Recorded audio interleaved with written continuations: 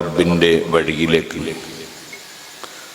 റബ്ബിലേക്ക് ബിൽ ഹിക്മത്തി, വളരെ താത്വികമായി ബുദ്ധിപരമായി ആർക്കും സംശയങ്ങൾ ഉണ്ടാക്കാത്ത വിധം പരമാവധി പരിശുദ്ധ ദീനുൽ ഇസ്ലാമിൻ്റെ ആശയങ്ങൾ പറഞ്ഞുകൊടുത്ത് ആ വഴിയിലേക്ക് ജനങ്ങളെ ക്ഷണിക്കണം.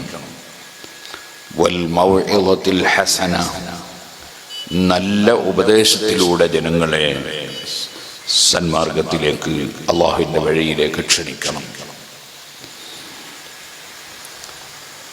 പരിശുദ്ധ ഖുർആൻ ദഅവത്തിൻ്റെ വഴിയിൽ ആദ്യമായി പറഞ്ഞത് ഈ രണ്ട് മാർഗമാണ്. അത്യാവശ്യമായി അനിവാര്യമായി വരുമ്പോൾ ചിലപ്പോൾ നല്ല നിലക്ക് ഒരു നിഷ്പക്ഷകർ കേട്ടാൽ അത് പടച്ചവനെ പേടിച്ച് അള്ളാഹുവിൻ്റെ ദീനിനു വേണ്ടി ആത്മാർത്ഥമായി പറയുകയാണ്, അല്ലാതെ പറഞ്ഞു ജയിക്കാൻ വേണ്ടി പറയല്ല എന്ന് തോന്നുന്ന വിധത്തിൽ വജാദിൽഹും ബില്ലത്തി ഹിയ അഹ്സൻ അനിവാര്യമായി വന്നാൽ സംവാദങ്ങൾ ഉണ്ടാകണം. ഇതെല്ലാം ദീനി ദഅവത്തിനു വേണ്ടി ഉള്ളതാണ്. അൽഹംദുലില്ലാഹ്, കോടമ്പുഴ ഈ വളരെ പൂർവകാലം മുതലേ ആത്മീയമായി ചിന്തയും ബോധവുമുള്ള ആത്മീയ നേതാക്കളാൽ പ്രവർത്തനം നടന്ന ഈ കോടമ്പുഴയിൽ ബഹുനിരായ ബാവസ്ഥാദ് അല്ലാഹു തആല ഒരുപാട് കാലം ദീനിൻ്റെ ഖിദ്മത്തിലായി ആരോഗ്യത്തോടുകൂടെ തഖ്വയോടെ അവർക്കും നമുക്കും എല്ലാ ആലിമീങ്ങൾക്കും പ്രവർത്തകർക്കും ദീർഘ ആയുസ്സും തൗഫീഖും ആരോഗ്യവും ഹിമ്മത്തും എല്ലാം വർദ്ധിപ്പിച്ചു തരുമാറാകട്ടെ. ഉസ്താദ് അവറുകളുടെ വളരെ പക്വമായ ഇടപെടലുകൾ, വളരെ വിവേകപൂർവമായ ദഅവത്തിൻ്റെ പ്രവർത്തനങ്ങൾ, അതിൻ്റെ ഭാഗമായിട്ടാണ് ഇങ്ങനെയും ഒരു പരിപാടി. ഇവിടെ വലിയ സ്ഥാപനം ദഅവ കോളേജുണ്ട്, അതുപോലെ മറ്റ് സ്ഥാപനങ്ങളുണ്ട്. അതിൻ്റെ പുറമെ സാധാരണക്കാരായ ആളുകൾക്ക് അള്ളാഹുവിൻ്റെ ദീനിൻ്റെ അറിവ് നേടാനുള്ള ഇത്തരം വഅദിൻ്റെ പരിപാടികൾ തുടർച്ചയായി സംഘടിപ്പിക്കുന്നത് എന്ന് നാം മനസ്സിലാക്കുന്നു. അള്ളാഹു അത് ആഖിറത്തിൽ ഉപകരിക്കുന്ന അമലായി നമ്മിൽ നിന്ന് എല്ലാവരിൽ നിന്നും ഖബൂൽ ചെയ്യുമാറാകട്ടെ. ദീർഘിപ്പിച്ച് ഇപ്പോൾ സംസാരിക്കേണ്ടതില്ല, സംസാരിക്കുന്നതിന് ശരിയും അല്ല. ഇവിടെ പറഞ്ഞ വിഷയം പരിശുദ്ധ ദീനുൽ ഇസ്ലാം അത് പരിപൂർണമായി പഠിപ്പിച്ചത് മുഹമ്മദുർ റസൂലുള്ളാഹി സ്വല്ലല്ലാഹു അലൈഹി വസല്ലം തങ്ങളാണ് എന്നതിൽ ഒരു മുസ്ലിമിനും സംശയം ഇല്ലല്ലോ. നബി സല്ലല്ലാഹു അലൈഹി വസല്ലം തങ്ങൾ അത് പഠിപ്പിക്കുമ്പോൾ ആരെയാണ് അത് പഠിപ്പിച്ചത്? അത് പഠിപ്പിച്ചത് അവിടുത്തെ ശിഷ്യന്മാരായ സഹാബികളെ. അവരെ സംബന്ധിച്ച് ഖുർആൻ പല സ്ഥലത്തും പുകഴ്ത്തി പറഞ്ഞിട്ടുണ്ട്. ഒരു സ്ഥലത്ത് പറഞ്ഞത് ഇങ്ങനെയാണ്: ഇന്നല്ലദീന യഗുദ്ദൂന അസ്വാതഹും ഇൻദ റസൂലില്ലാഹ്. അല്ലാഹു പറഞ്ഞേച്ച അവന്റെ റസൂൽ സല്ലല്ലാഹു അലൈഹി വസല്ലം, ആ റസൂലുള്ളാഹി സ്വല്ലല്ലാഹു അലൈഹി വസല്ലം തങ്ങളുടെ സമീപത്ത് വെച്ച് പതുക്കെ സംസാരിക്കുന്നവർ, ഉലൈക അല്ലദീന ഇംതഹന അല്ലാഹു ഖുലൂബഹും ലിത്തഖ്വാ. ഹൃദയങ്ങൾ തഖ്വക്ക് വേണ്ടി, ഭക്തിക്ക് വേണ്ടി അല്ലാഹു തആല സെലക്ട് ചെയ്ത് എടുത്തിട്ടുള്ള മഹാന്മാരാണ്. അതാരെ സംബന്ധിച്ച് പറഞ്ഞതാണ്? നബി സല്ലല്ലാഹു അലൈഹി വസല്ലം തങ്ങളുടെ സഹാബികളെ സംബന്ധിച്ച് പറഞ്ഞതാണ്. അവരുടെ ഏറ്റവും വലിയ ഒരു സവിശേഷത നബി സല്ലല്ലാഹു അലൈഹി വസല്ലം തങ്ങളോട് വലിയ ആദരവ് പ്രകടിപ്പിച്ചു എന്നതാണ്. നമുക്കറിയാം, മുസ്ലിം ലോകം മുഴുക്കയും ആദരിക്കുന്ന ഒരു സ്ഥാപനമാണ് കഅബ ശരീഫ്, ഒരു ബിൽഡിംഗ് ആണ്. ആ കഅബയെ സംബന്ധിച്ച് ഖുർആനിൽ പല സ്ഥലത്തും അല്ലാഹു തആല ഉണർത്തിയിട്ടുണ്ട്, അതിന്റെ ബഹുമാനം സൂചിപ്പിച്ചിട്ടുണ്ട്, പറഞ്ഞിട്ടുണ്ട്. ആ കഅബ നിലനിൽക്കുന്ന മക്കയെ സംബന്ധിച്ചും ഖുർആൻ പറഞ്ഞിട്ടുണ്ട്, മക്കയെ സംബന്ധിച്ചും പറഞ്ഞിട്ടുണ്ട്. ബക്ക എന്നും മക്ക എന്നും ഖുർആനിൽ പേര് കാണാം. ആ കഅബ ശരീഫ്, അതിനോട് വലിയ ആദരവ് പ്രകടിപ്പിക്കുന്നവരാണ് സർവ്വ മുസ്ലിമീങ്ങൾ. കഅബയെ ഒരാൾ നിന്ദിച്ചാൽ അവൻ ഇസ്ലാമിൽ നിന്ന് പുറത്താണ്, അവൻ മുസ്ലിം ആവില്ല. നമ്മൾ തിരിഞ്ഞു നിസ്കരിക്കുന്നത്, നെഞ്ച് തിരിക്കുന്നത് കഅബയിലേക്കാണ്. നെഞ്ചാണ് നിസ്കാരത്തിൽ തിരിക്കേണ്ടത്. കഅബ തവാഫ് ചെയ്യുമ്പോൾ നെഞ്ച് കഅബയിലേക്ക് തിരിച്ചുകൊണ്ട് തവാഫ് ചെയ്താൽ തവാഫ് സഹീഹ് അല്ല. അവിടെ തവാഫ് ചെയ്യുമ്പോൾ പൂർണ്ണമായും ഇടത് ഭാഗത്തായിരിക്കണം കഅബ. അവിടെ തവാഫിലുള്ള ബഹുമാനം അങ്ങനെയാണ്. നിസ്കാരത്തിലുള്ള ബഹുമാനം നെഞ്ച് അങ്ങോട്ട് തിരിച്ചുകൊണ്ടാണ്. നമ്മൾ ദുആ ചെയ്യുന്ന സമയത്തും കഅബയിലേക്ക് തിരിഞ്ഞുകൊണ്ട് പ്രാർത്ഥിക്കുക എന്നതിന് പുണ്യമുണ്ട്. വളരെ പ്രധാനപ്പെട്ട സ്ഥലമാണല്ലോ അറഫ മൈതാനി. അവിടെയും കഅബയിലേക്ക് തിരിഞ്ഞുകൊണ്ടാണ് നമ്മൾ പ്രാർത്ഥിക്കുകയും അതുപോലെ നിസ്കരിക്കുകയും ഒക്കെ ചെയ്യുന്നത്. നമ്മൾ മയ്യിത്തിനെ മറമാടുമ്പോൾ കഅബയിലേക്ക് നെഞ്ചു തിരിച്ചുകൊണ്ടാണ് മറമാടുന്നത്. അങ്ങനെ തുടങ്ങി ഒരുപാട് ആദരവും ബഹുമാനവും മുസ്ലിം ലോകം പ്രകടിപ്പിക്കുന്ന അതിമഹത്തായ ഒരു സ്ഥാപനമാണ് കഅബ ശരീഫ്. അതിന്റെ നിർമ്മാണം നടത്തിയവരെ സംബന്ധിച്ച് പോലും ഖുർആൻ എടുത്തു പറഞ്ഞിട്ടുണ്ട്. ആ മഹത്തായ കഅബ ശരീഫിനെ ബഹുമാനിക്കുന്നു, ആദരിക്കുന്നു. അതിനെ നിന്ദിച്ച് അത് പൊളിച്ചു കളയാൻ വേണ്ടി വലിയ ആരവത്തോടുകൂടി കുറേയേറെ ആനകളെയും കൂട്ടിയിട്ട് വന്ന അബ്രഹത്തിനെ അല്ലാഹു സുബ്ഹാനഹു വ തആല വെറും ചെറിയ പക്ഷികളെ പറഞ്ഞേച്ച് നശിപ്പിച്ചു കളഞ്ഞ സംഭവം പറയാൻ ഒരു സൂറത്ത് തന്നെ അല്ലാഹു തആല ഇറക്കിയിരിക്കുന്നു. അതാണല്ലോ അലം തറ കൈഫ ഫഅല റബ്ബുക ബി അസ്ഹാബിൽ ഫീൽ. ആ മഹത്തായ കഅബ ശരീഫ് എന്ത് വകയിലാണ് അതിനെ ബഹുമാനിക്കുന്നത്? അത് അള്ളാഹു ബഹുമാനിച്ച, ആദരിച്ച, അള്ളാഹുവിലേക്ക് ചേർത്ത് പറഞ്ഞ ഒരു ബിൽഡിംഗ് ആണ്. ആ വകയിലാണ് കഅബയെ ബഹുമാനിക്കുന്നത്. അള്ളാഹുവിലേക്ക് ചേർത്ത് പറഞ്ഞിരിക്കുന്നത്. അതിന് ബൈത്തുല്ലാഹി എന്നാണ് നമ്മൾ സാധാരണ പറയാറുള്ളത്. അള്ളാഹുവിന്റെ വീട് എന്നാണ് പറയാറുള്ളത്. അള്ളാഹുവിന്റെ വീട് എന്ന് പറഞ്ഞാൽ അള്ളാഹു താമസിക്കുന്ന സ്ഥലമാണെന്ന് ഒരു മുസ്ലിമും എന്നല്ല ഒരു മനുഷ്യനും വിശ്വസിക്കൂല.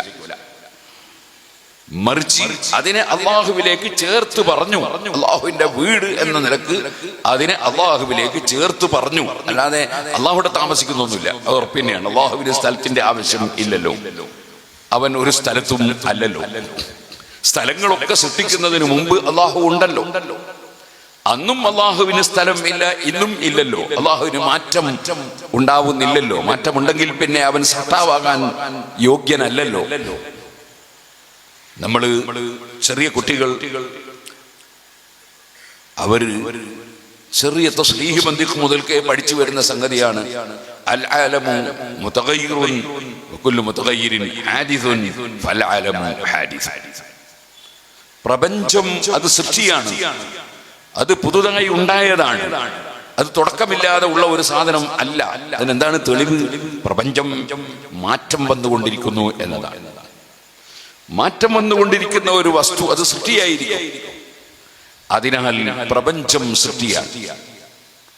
അല്ലാഹു സുബ്ഹാനഹു വ തആല സൃഷ്ടിയല്ലല്ലോ, അവൻ സൃഷ്ടാവല്ലേ. അവന് തുടക്കം ഇല്ലല്ലോ. അതുകൊണ്ട് തന്നെ അല്ലാഹു സുബ്ഹാനഹു വ തആലക്ക് ഒരു മാറ്റവും സംഭവിക്കാൻ വകുപ്പില്ലല്ലോ. അപ്പോൾ എല്ലാ സൃഷ്ടികളെയും സൃഷ്ടിച്ച റബ്ബ് ഖാലിഖു കുല്ലി ശൈഇ, എല്ലാം സൃഷ്ടിച്ച പടച്ചവൻ, ആ പടച്ചവൻ അവന് മാറ്റം ഇല്ല. ആകാശവും ഭൂമിയും ആകാശത്തുള്ളതും അർശും കുർസിയും ലൗഹും ഖലമും മലക്കുകളും മനുഷ്യരും ഒക്കെ അല്ലാഹു പടച്ചതാണ്. അതൊക്കെ പടക്കുന്നതിന് മുമ്പ് അല്ലാഹു ഉണ്ട്. അല്ലാഹുവിന് മാറ്റം ഇല്ല, മാറ്റം ഉണ്ടാകാൻ വകുപ്പും ഇല്ല. ഇങ്ങനെയാണല്ലോ മുസ്ലിമീങ്ങൾ വിശ്വസിക്കുന്നത്. മഹാനായ അലി ഇബ്നു അബീ ത്വാലിബ് റളിയല്ലാഹു അൻഹു പറഞ്ഞതായി അബ്ദുൽ ഖാഹിർ അൽ ബഗ്ദാദി റളിയല്ലാഹു അൻഹു അൽ ഫർഖ് ബൈനൽ ഫിഖ് എന്ന ഗ്രന്ഥത്തിൽ പറഞ്ഞത് കാണാം, എടുത്തുദ്ധരിച്ചത് കാണാം. ഇന്നല്ലാഹ ഖലഖൽ അർശ ഇദ്ഹാറൻ ലിഖുദ്റതിഹി ലാ മകാന ലിദാതിഹി. അല്ലാഹു അർശ് എന്ന സൃഷ്ടിയെ സൃഷ്ടിച്ചു. അത് വലിയ സൃഷ്ടിയാണ്. ആ സൃഷ്ടിയെ അല്ലാഹു സൃഷ്ടിച്ചത് ഇദ്ഹാറൻ ലിഖുദ്റതിഹി, അല്ലാഹുവിന്റെ കഴിവ് പ്രകടിപ്പിക്കാനാണ്. ലാ മകാന ലിദാതിഹി, അല്ലാഹുവിന് കയറിയിരിക്കാൻ ഒരു സ്ഥലം ഉണ്ടാക്കിയതല്ല. അല്ലാഹു സ്ഥലം ഇല്ലാത്തവനാണ്. സ്ഥലം ഒന്നും ഇല്ലാതിരുന്ന കാലത്ത് അല്ലാഹു ഉണ്ട്, ഇന്നും അല്ലാഹുണ്ട്. അന്നുള്ള അല്ലാഹുവിന് ഒരു മാറ്റവും ഇല്ല. ഇത് അലി ഇബ്നു അബീ ത്വാലിബ് റളിയല്ലാഹു അൻഹു പറഞ്ഞതായി കാണാം. ഇരിക്കട്ടെ, അപ്പൊ ഞാൻ പറഞ്ഞു വരുന്ന വിഷയം ബൈത്തുല്ലാഹ്, അല്ലാഹുവിന്റെ വീട് എന്ന് അതിന് നാമകരണം ചെയ്തു. അതിനെ അല്ലാഹുവിലേക്ക് ചേർത്ത് പറഞ്ഞു. അതിനാൽ ആ കഅബയെ എത്ര ബഹുമാനിക്കുന്നു മുസ്ലിമീങ്ങൾ, എത്ര ബഹുമാനിക്കണം. ഇനി നിങ്ങൾ നോക്കൂ, ഫീ ബുയൂത്തിൻ അദിനല്ലാഹു അൻ തുർഫഅ, ഒന്നിലധികം വീടുകൾ എന്ന് ഖുർആനിൽ ഒരു സ്ഥലത്ത് പറഞ്ഞു. അത് മറ്റുള്ള പള്ളികളെ സംബന്ധിച്ചും കൂടി പറഞ്ഞതാണ്. അല്ലാഹുവിന്റെ വീടുകൾ എന്ന് നമ്മൾ പള്ളികളെ സംബന്ധിച്ച് പറയും. അതും അല്ലാഹു താമസിക്കുന്ന സ്ഥലങ്ങൾ അല്ലല്ലോ. അല്ലാഹുവിനെ ഇബാദത്ത് ചെയ്യാൻ വേണ്ടി നിർമ്മിക്കപ്പെട്ട ബിൽഡിങ്ങുകൾ, അല്ലാഹുവിനെ ഓർക്കാൻ വേണ്ടി നിർമ്മിക്കപ്പെട്ട ബിൽഡിങ്ങുകൾ, ആ ബിൽഡിങ്ങുകൾക്കും വലിയ ബഹുമാനം. ഒരാൾ പള്ളിയിൽ കയറിയിട്ട്, പള്ളി ഉണ്ടാക്കിയ മുതലാളിയാണ്, അയാൾ പള്ളിയിൽ കാർക്കിച്ച് തുപ്പിയാൽ അവൻ ഇസ്ലാം എന്ന് പുറത്താണ് എന്ന് മുസ്ലിം പണ്ഡിതന്മാർ വിധി പറയും. കഅബയെ നിന്ദിച്ചാൽ അവൻ ഇസ്ലാം എന്ന് പുറത്താണ്. എന്താണ് അത്? അല്ലാഹുവിന്റെ വീട് എന്ന നിലക്ക് അതിനെ ചേർത്ത് പറഞ്ഞു എന്നതാണല്ലോ ആ ബഹുമാനം. നിങ്ങൾ ആലോചിച്ചു നോക്കൂ. എങ്കിൽ കഅബ ശരീഫിനേക്കാൾ ഏറ്റവും ബഹുമാനമുള്ള സൃഷ്ടി ഏതാണ്? അത് മുഹമ്മദുർ റസൂലുള്ളാഹി സ്വല്ലല്ലാഹു അലൈഹി വസല്ലം തങ്ങളാണ്. കാരണം വളരെ വ്യക്തമാണ്. കഅബ ശരീഫിനെ അല്ലാഹു ബഹുമാനിച്ച് വെച്ചു എന്നേ ഉള്ളൂ. കഅബയെ അല്ലാഹു തആല അവനെ സംബന്ധിച്ചുള്ള അറിവുകൾ നൽകാൻ വേണ്ടി നിയോഗിച്ച് പറഞ്ഞയച്ച ഒരു വ്യക്തിയല്ല. നബി സല്ലല്ലാഹു അലൈഹി വസല്ലം അല്ലാഹു തആല അല്ലാഹുവിനെ കുറിച്ചുള്ള വിവരം എത്തിച്ചു കൊടുക്കാൻ വേണ്ടി അല്ലാഹു നിയോഗിച്ചയച്ച വ്യക്തിയാണ് മുഹമ്മദുർ റസൂലുള്ളാഹി സ്വല്ലല്ലാഹു അലൈഹി വസല്ലം. ആ റസൂലുള്ളാഹി സ്വല്ലല്ലാഹു അലൈഹി വസല്ലമ തങ്ങളുടെ ബഹുമാനം എത്രയാണ് പറഞ്ഞു തീർക്കാൻ കഴിയില്ല. ഒരാൾക്കും പറഞ്ഞു തീർക്കാൻ കഴിയില്ല. അതുകൊണ്ടാണ് കഅബയുടെ സമീപത്ത് നിന്ന് ഒരൽപ്പം ശബ്ദത്തിൽ സംസാരിച്ചു പോയാൽ ആ വകയിൽ അമല് പൊളിഞ്ഞു പോകും എന്ന് ഖുർആനിൽ ഇല്ല. നബി സല്ലല്ലാഹു അലൈഹി വസല്ലം തങ്ങളുടെ സമീപത്ത് വെച്ച് ഒരാൾ ശബ്ദത്തിൽ സംസാരിച്ചാൽ, ഇപ്പോഴും പോയാൽ മദീന ശരീഫിൽ നബി സല്ലല്ലാഹു അലൈഹി വസല്ലം മറവ് ചെയ്യപ്പെട്ട ആ ബിൽഡിങ്, ആ കെട്ടിടം, അതിന് റൗള എന്ന് പറയാം, ജാറ എന്ന് പറയാം, എന്ത് പറഞ്ഞാലും ശരി, ആ പച്ചക്കുബ്ബയുള്ള ആ ജാറ, അതിന്റെ ചുമരിന്റെ മേലെ എഴുതി വെച്ചിരിക്കുന്നു, യാ അയ്യുഹല്ലദീന ആമനൂ ലാ തർഫഉ അസ്വാതകും ഫൗക സൗതിൻ നബിയ്യ്. ഓ ഈമാനുള്ളവരെ, നിങ്ങൾ ആരും നബി തങ്ങളുടെ ശബ്ദത്തെക്കാൾ ശബ്ദം ഉയർത്തിപ്പോകരുത്. വലാ തജ്ഹറൂ ലഹു ബിൽ ഖൗൽ, നബിതങ്ങളോട് ഉറക്കെ സംസാരിച്ചു പോകരുത്, പതുക്കെ സംസാരിക്കണം. അന്തഹബത അഅമാലുകും വഅൻതും ലാ തശ്ഉറൂൻ. നിങ്ങൾ അവിടുത്തോട് ഉറക്കെ സംസാരിച്ചാൽ, അവിടുത്തെ മുന്നിൽ വെച്ച് ശബ്ദമുയർത്തിയാൽ നിങ്ങളുടെ സർവ്വ അമലും പൊളിഞ്ഞു പോകും, നിങ്ങൾ അറിയാതെ പൊളിഞ്ഞു പോകും. എന്തൊരു ബഹുമാനമാണ് അല്ലാഹു തആല നബി സല്ലല്ലാഹു അലൈഹി വസല്ലം തങ്ങൾക്ക് കൽപ്പിച്ചു കൊടുത്തത്. കഅബയെ സംബന്ധിച്ച് അങ്ങനെ പറഞ്ഞിട്ടില്ലല്ലോ. കഅബയുടെ സമീപത്ത് നിന്ന് ശബ്ദം ഉയർത്തിയാൽ അമല് പൊളിഞ്ഞു പോകുമെന്ന് പറഞ്ഞിട്ടില്ലല്ലോ. അപ്പൊ അത്രയും വലിയ ബഹുമാനാദരവ് പ്രകടിപ്പിക്കേണ്ടുന്ന അള്ളാഹുവിന്റെ സൃഷ്ടികളിൽ ഏറ്റവും ശ്രേഷ്ഠരാണ് മുഹമ്മദ് റസൂലുള്ളാഹി. വഅഫ്ളലുൽ ഖൽഖി അലൽ ഇത്ലാഖി നബിയുനാ ഫമില്ലനിസ്സിഖാഖി.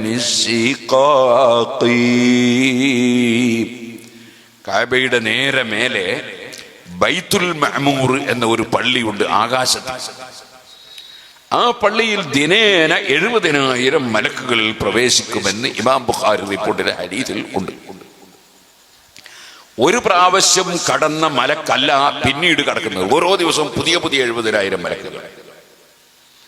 ആ മഹത്തായ ബൈത്തുൽ മഅമൂർ എന്ന പള്ളിയെക്കാളും കഅബയുടെ നേരെ ചോടയും താഴെയുമായി ഏതെല്ലാം ഭവനങ്ങൾ അല്ലാഹുവിൻ്റെതുണ്ടോ അതിനേക്കാളെല്ലാം അല്ലാഹു ബഹുമാനിച്ച വ്യക്തിയാണ് മുഹമ്മദുർ റസൂലുള്ളാഹി സ്വല്ലല്ലാഹു അലൈഹി വസല്ലം. ആ റസൂലുള്ളാഹി സ്വല്ലല്ലാഹു അലൈഹി വസല്ലം തങ്ങളുടെ അടുക്കൽ വെച്ച് ശബ്ദം പതുക്കെയാക്കി സംസാരിക്കുന്നു എന്നതാണ് സഹാബത്തിന്റെ വലിയ ഒരു ബഹുമാനമായി അല്ലാഹു തആല പറയുന്നത്. ഇന്നല്ലദീന يغضون أصواتهم عند رسول الله أولئك الذين امتحن الله قلوبهم للتقوى. തഖ്വക്ക് വേണ്ടി അല്ലാഹു തആല അവരുടെ ഹൃദയം സെലക്ട് ചെയ്തു എന്നാണ് അല്ലാഹു പറയുന്നത്. എന്താണ് തഖ്വ എന്ന് പറയുന്നത്? അല്ലാഹുവിലേക്ക് മനുഷ്യന്റെ ഖൽബ് തിരിയുകയും അങ്ങനെ തിരിയുന്നതിനാൽ അഹങ്കാരമോ അസൂയയോ വിദ്വേഷമോ വൈരാഗ്യമോ വെറുപ്പോ അങ്ങനത്തെ യാതൊന്നും ഹൃദയത്തിൽ ഇല്ലാതെ ഞാൻ അല്ലാഹുവിന്റെ കേവലം ഒരു പാവപ്പെട്ട അടിമയാണെന്നും എനിക്ക് യാതൊരു അധികാരവും സ്വാതന്ത്ര്യവും ഇല്ലെന്നും ഞാൻ അല്ലാഹുവിന്റെ ഒരു പാവപ്പെട്ട അടിമയാണെന്നുമുള്ള കൃത്യമായ ബോധത്തോടുകൂടി സർവ സൃഷ്ടികൾക്കും നന്മ ചെയ്യണം, സർവ സൃഷ്ടികൾക്കും എന്നെ കൊണ്ട് നന്മ ലഭിക്കണം എന്ന ഉദ്ദേശത്തോടെ അല്ലാഹു കൽപ്പിച്ചതെല്ലാം എടുക്കാൻ തയ്യാറാവുകയും അല്ലാഹു വിരോധിച്ചതെല്ലാം ഒഴിക്കാൻ തയ്യാറാവുകയും ചെയ്യുമ്പോഴാണ് ഒരാൾ തഖ്വയുള്ള ആളാകുന്നത്.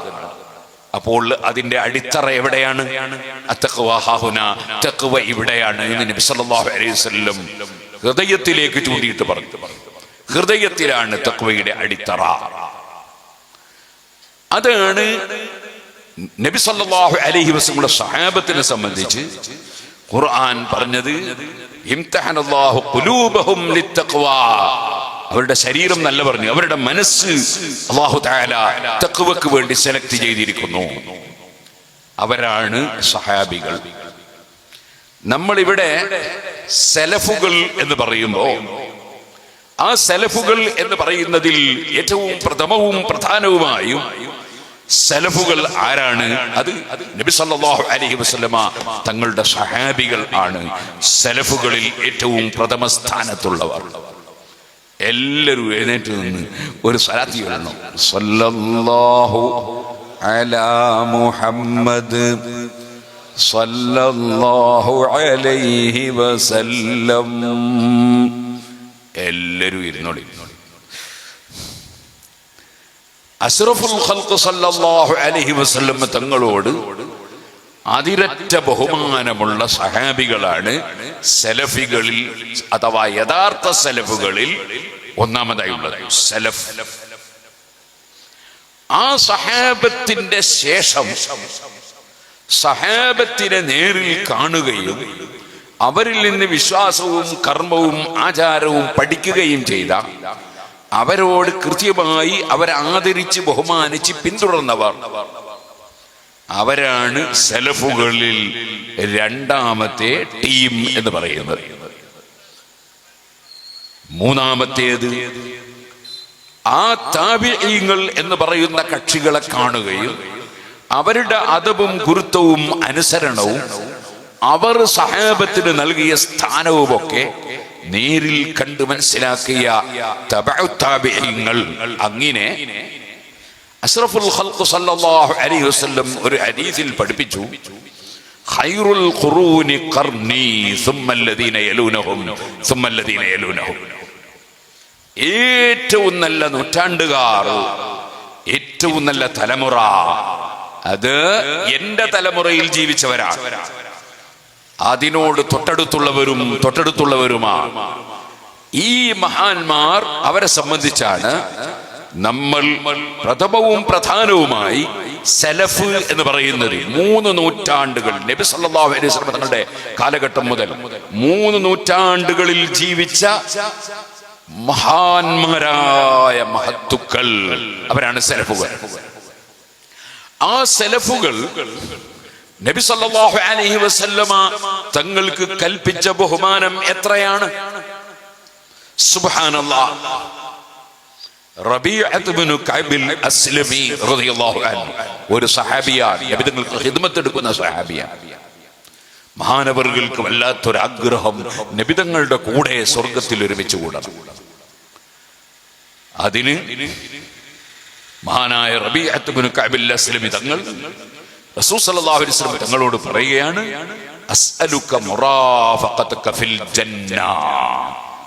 സ്വർഗത്തിൽ അങ്ങയോടുകൂടി കൂട്ടായി ജീവിക്കണം നബിയെ എനിക്ക്. അത് തങ്ങളോട് ഞാൻ ചോദിക്കുകയാണ്. എനിക്ക് സ്വർഗത്തിലെ ഉന്നത പദവി ഞാൻ തങ്ങളോട് ചോദിക്കുന്നു എന്നാണ് സഹാബിയായ റബീഅത്ത് ഇബ്നു കഅബ് അസ്ലമി റളിയല്ലാഹു അൻഹു പറയുന്നത്. എന്താ കാരണം? നബി തങ്ങളോടുള്ള അങ്ങേയറ്റത്തെ സ്നേഹവും ബഹുമാനവുമാണ്. അള്ളാഹുവിന്റെ റസൂൽ സല്ലല്ലാഹു അലൈഹി വസല്ലം എനിക്കത് വാങ്ങിത്തരണം എന്ന് ഉദ്ദേശിച്ച് യജമാനനായ റബ്ബിനോട് പറഞ്ഞാൽ അള്ളാഹു അത് തള്ളുകയില്ല എന്ന വിശ്വാസമാണ്. ഈ വിശ്വാസം ഉള്ളവരാണ് യഥാർത്ഥത്തിൽ സലഫുകൾ. ഇനി ഞാൻ വേറൊരു ഉദാഹരണം പറയാം. നബി സല്ലല്ലാഹു അലൈഹി വസല്ലം അങ്ങനെ ചോദിച്ചത് ശിർക്കാണ് എന്ന് പറഞ്ഞില്ല, ഹറാമാണ് എന്ന് പറഞ്ഞില്ല, കറാഹത്താണ് എന്ന് പറഞ്ഞില്ല, എനിമേലിൽ ചോദിക്കാൻ പാടില്ല എന്നും പറഞ്ഞില്ല. മറിച്ച് ആ ചോദ്യത്തെ അംഗീകരിച്ചുകൊണ്ടാണ് നബി സല്ലല്ലാഹു അലൈഹി വസല്ലം അതിനപ്പുറമുള്ള വാക്കുകളൊക്കെ പറഞ്ഞു. വിഷയം ദീർഘിച്ച ചരിത്രത്തിന്റെ ആദ്യം മുതലേ പറഞ്ഞാൽ നമുക്ക് സമയം തീരെ കിട്ടൂലല്ലോ, അതുകൊണ്ട് ഞാൻ വിശദീകരിച്ച് പറയുന്നില്ല. നബി സല്ലല്ലാഹു അലൈഹി വസല്ലം അദ്ദേഹത്തോട് ശേഷം പറഞ്ഞത് എന്താണ്? എന്നോട് പറഞ്ഞിട്ടുണ്ടല്ലോ, ഞാനത് വാങ്ങിത്തരുമല്ലോ എന്ന് വിചാരിച്ചിട്ട് ഇനി അമലൊന്നും ഇല്ലാതെ അങ്ങനെ പോണ്ട. മറിച്ച് അതേ,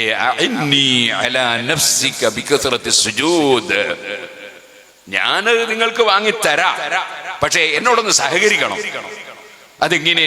ധാരാളം സുന്നത്ത് നിസ്കരിച്ചുകൊണ്ട് സഹകരിക്കണം. ഫർദ് എന്തായാലും നിസ്കരിക്കുമല്ലോ, ധാരാളം സുന്നത്ത് നിസ്കരിച്ചുകൊണ്ട് എന്നോട് സഹകരിക്കണം, ഞാനത് വാങ്ങിത്തരാം എന്ന നിലക്കല്ലേ നബി സല്ലല്ലാഹു അലൈഹി വസല്ലം അവരോട് പറഞ്ഞത്. അല്ലാതെ എന്നോടൊന്നും ചോദിക്കാൻ പാടില്ല എന്നാ പറഞ്ഞത്? എന്നോട് സ്വർഗത്തിലെ സ്ഥാനം ചോദിക്കാൻ പാടില്ല എന്നാണോ പറഞ്ഞത്? അല്ല, അത് ഞാൻ വാങ്ങിത്തരാം എന്ന നിലക്കാണ് നബി സല്ലല്ലാഹു അലൈഹി വസല്ലം പ്രതികരിച്ചത്. നമുക്ക് ഹദീസിന്റെ ഗ്രന്ഥങ്ങളിൽ കാണാം. സഹാബത്തിന്റെ വിശ്വാസം അതാണ്. നബിതങ്ങൾ അങ്ങനെ വാങ്ങിത്തരണമെന്ന് ഉദ്ദേശിച്ച് യജമാനനായ റബ്ബിനോട് പറഞ്ഞാൽ റബ്ബത് തട്ടൂല. എന്താ കാരണം? ഖുർആനിൽ അല്ലാഹു തആല നബിതങ്ങളോട് തന്നെ പറഞ്ഞതാണ്, വസ്തഗ്ഫിർ ലിദംബിക വലിൽ മുഅ്മിനീന വൽ മുഅ്മിനാത്ത്. ഈമാനുള്ള പുരുഷന്മാർക്കും ഈമാനുള്ള സ്ത്രീകൾക്കും നബിയെ തങ്ങൾ റെക്കമെൻഡ് ചെയ്യണേ, അവരുടെ ദോഷം പൊറുക്കാൻ. ദോഷം പൊറുത്താലല്ലേ സ്വർഗ്ഗത്തിൽ കിടക്കുക. ദോഷം പൊറുക്കാൻ തങ്ങൾ റെക്കമെൻഡ് ചെയ്യണേ എന്ന് റെക്കമെൻഡ് ചെയ്യണം എന്ന് അല്ലാഹു തആല കൽപ്പിച്ചത് എന്തുകൊണ്ടാ? റെക്കമെൻഡ് ചെയ്യുന്ന ആളായി നബി തങ്ങളെ അല്ലാഹു നിശ്ചയിച്ചിരിക്കുന്നു. ഏതുപോലെ തിരിഞ്ഞ് സുജൂദ് ചെയ്യാനും നിസ്കരിക്കാനും നെഞ്ചു തിരിക്കാനും തവാഫ് ചെയ്യാനും ഒക്കെ അള്ളാഹു കഅബയെ നിശ്ചയിച്ചിരിക്കുന്നു. അതിനെ അംഗീകരിക്കുമ്പോഴല്ലേ മുസ്ലിം ആകുക. അല്ലാതെ കഅബയെ ഞാനിങ്ങനെ ചുറ്റിയാൽ ഇത് കഅബത്തിന് പൂജയായി പോവോ, കഅബത്തിന് അത്ര ബഹുമാനിക്കാൻ പറ്റുമോ എന്ന് ചിന്തിച്ചാൽ അവൻ ഇസ്ലാമെന്ന് പുറത്തു പോയല്ലേ.